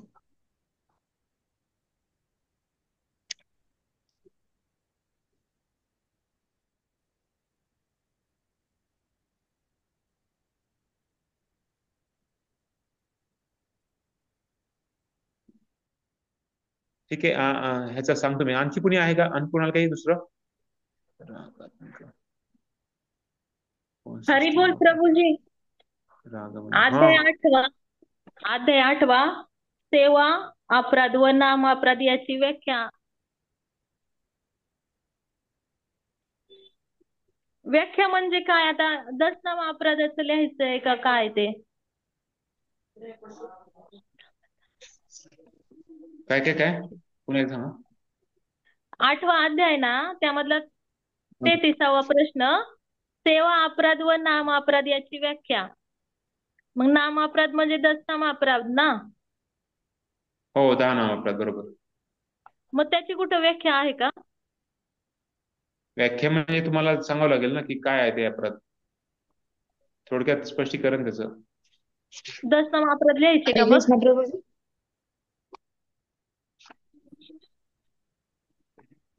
हा, हरे कृष्ण. हरे कृष्ण प्रभूजी. हा, हरे कृष्ण. सेवा येस माझी. अपराध व नामापराध ना, त्यांची व्याख्या. अर्चा हा. विग्रहांची सेवा करताना होणाऱ्या अपराधांना सेवा अपराध म्हणतात व भगवान श्रीकृष्णांच्या नामाप्रती होणाऱ्या अपराधांना नाम अपराध म्हणतात. हा, बरोबर. बरोबर आहे प्रभूजी. Yes yes.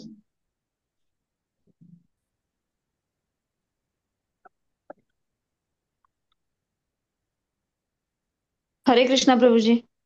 हरे कृष्ण. ते राग आणि शब्दाचा अर्थ त्याचं सांगते प्रभूजी मी. हा, कुठे आहे ते? राग याचा अर्थ म्हणजे भगवान श्रीकृष्णांविषयी असणारे स्वाभाविक प्रेम किंवा उत्कट प्रेम. हा, कुठे आहे ते? ते मी लिहिले प्रभूजी, आम्ही म्हणजे काढलंय हे करून. अच्छा अच्छा. कुणाला जर ते हा सापडलं असेल तर ते सांगू का? पुन्हा एक सांगा ते काय हा. अर्थ काय? राग याचा अर्थ म्हणजे भगवान श्रीकृष्णांविषयी असणारे स्वाभाविक प्रेम किंवा उत्कट प्रेम. बरोबर. हे आपण वाचलं होतं ऍक्च्युली कुठे. आता मला पण आठवत नाही एक्झॅक्ट कुठे आहे ते. उत्कट प्रेम म्हणजे राग, बरोबर. Yes yes. का भक्ती त्या राधात्मिका भक्तीमध्ये काय प्रभूजी? राधात्मिका भक्ती आहे ना, म्हणजे त्यामध्ये हा, कसं ते? त्याच्यामध्ये कुठे आहे ते?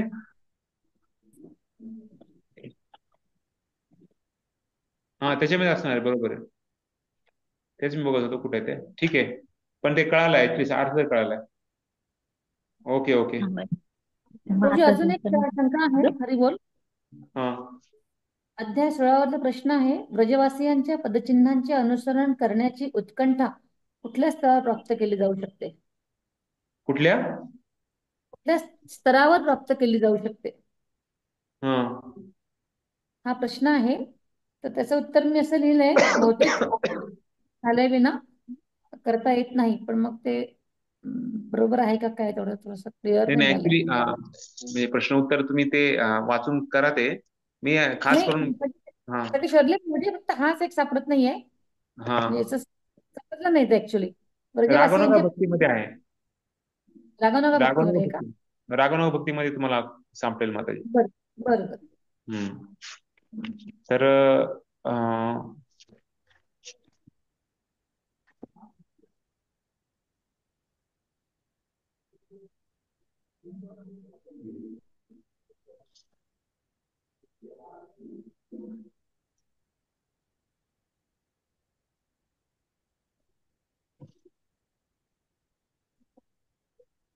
तर प्रभुपादांनी जे आपल्याला तात्पर्य दिलेले आहेत, तर ते ते तात्पर्य एवढे महान आहेत की त्या तात्पर्याद्वारे पूर्ण आज जगामध्ये भक्ती स्वीकारली जात आहे.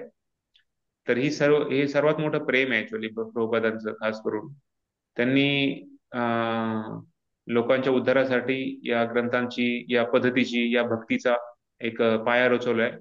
त्यामुळं स्वतःची कशाची पण अपेक्षा केली नाही त्यांनी. पण करुणा, जशी प्रल्हाद महाराजांची करुणा होती, जशी हरिदास ठाकूरांची करुणा होती, जशी बिभीषणची करुणा होती, त्याच पद्धतीने प्रभुपादांनी पण आपली करुणा व्यक्त करत आपल्यासारख्या लोकांना गौर भगवान कोण आहेत, चैतन्य महाप्रभू कोण आहेत, गौर पौर्णिमा म्हणजे काय आहे हे काहीच माहित नव्हतं.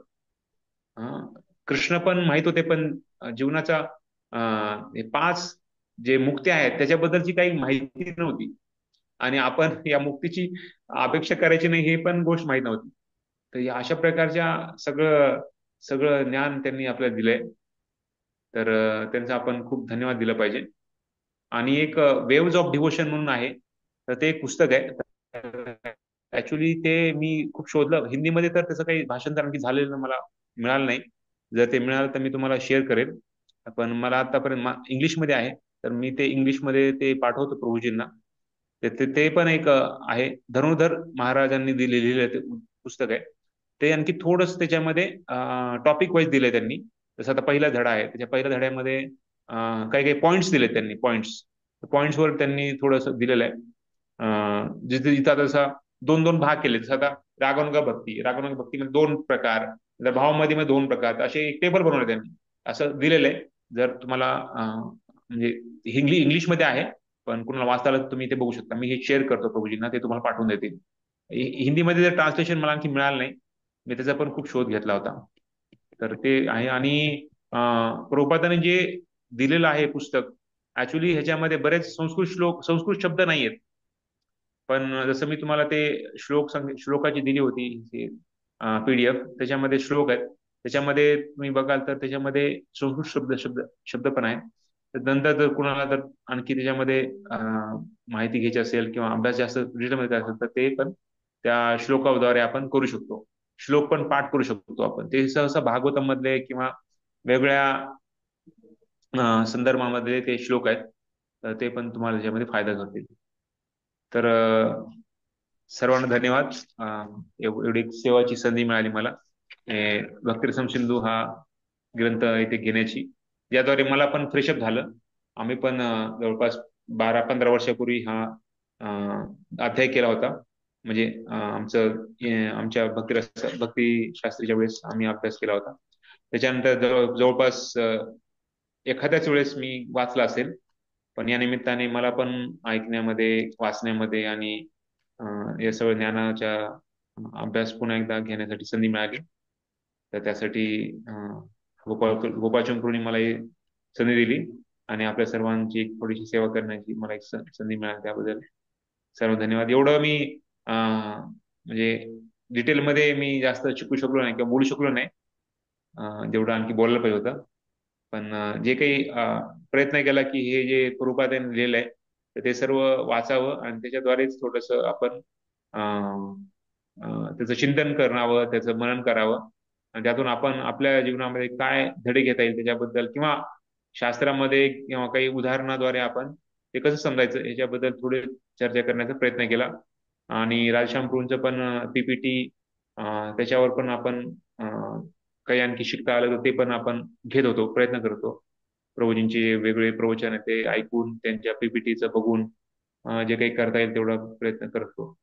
त्याच्यामध्ये या त्रुटी असतील किंवा त्याच्यामध्ये काही झालं असेल तर सर्वांना हे करतो. आणि माझे चुकीला किंवा माझं काही झालं असेल तर सर्वांनी माफ करावं मला. हरे कृष्ण. हरे कृष्ण. थँक्यू प्रभूजी, खूप छान पद्धतीने आम्हाला हा विषय समजावून सांगितला. कारण ऍक्च्युली हा विषय जेव्हा वाचत होतो तेव्हा खूप हार्ड वाटायचा, परंतु तुमचे लेक्चर ऐकल्यामुळे खूप सोपा वाटतोय आता तो. हरे कृष्ण. प्रभूजी मी टाइम प्रबोधाने पण खूप सोपं करून ठेवलं आपल्याला. हरे येस प्रभूजी. ते एक्झामचे टाइम डेट दिलं ते बघा नाही.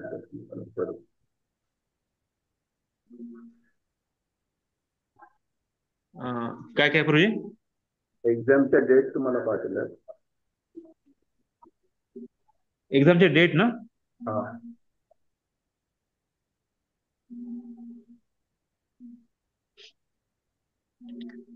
एक्झामच्या डेट मी टीचर नेम काय लिहायचे? हा, एक्झामची डेट म्हणजे मी विचारावं लागेल मला. मी टाकल्यात ग्रुपमध्ये सांगायचं हा? टाकल्यात मी म्हणजे एकदा हे करा. अच्छा, टाकल्यात का तुम्ही ऑलरेडी? हा, तुम्हालाच टाकल्यात एकदा. ओके ओके, टाकल्यात का? Okay okay. हा,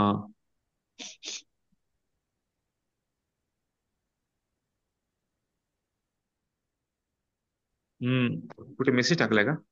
हो, मेसेज चॅटलाच टाकलाय.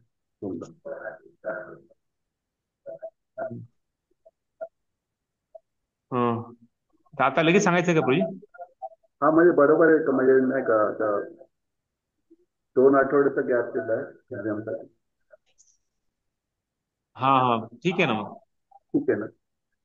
चालेल चालेल प्रभू. येस प्रभू, येस प्रभू. आणि श्लोक पाठ तुम्हीच घेणार का? श्लोकाचं का? हा. श्लोका तर ह्याच्यावर तर नसणार आहे प्रभू, भक्ती रसमध्ये आहेत का? हो, 4 आहेत ते श्लोक त्याच्यावरती. ओके, 4 श्लोक आहेत का? ठीक आहे. ओके, मी सांगतो प्रभू. मोस्टली मी असेल तर मी घेईल. प्रतीक लड्डा प्रभूजी त्यांनी घेतलं होतं कारण आधी श्लोका पाठ. कोणी कोणी घेतलं होतं? प्रतीक लड्डा प्रभूजी नाही. अच्छा, ठीक आहे. मग मी कळवतो प्रभूजी. मला माहित नाही, कारण मी आउट ऑफ सेशन जाणार आहे. झालं तर मी असेल तर मी घेईल, नाहीतर मग कोणाला सांगावं लागेल मला. ओके ओके, चालेल. येस येस प्रभू. आणि पेपरवर नाव कोणाचं तुम्हाला? गोपाळच्या मुलीच बॅच आहे, तर त्यांचं नाव टाका. येस, ठीक आहे.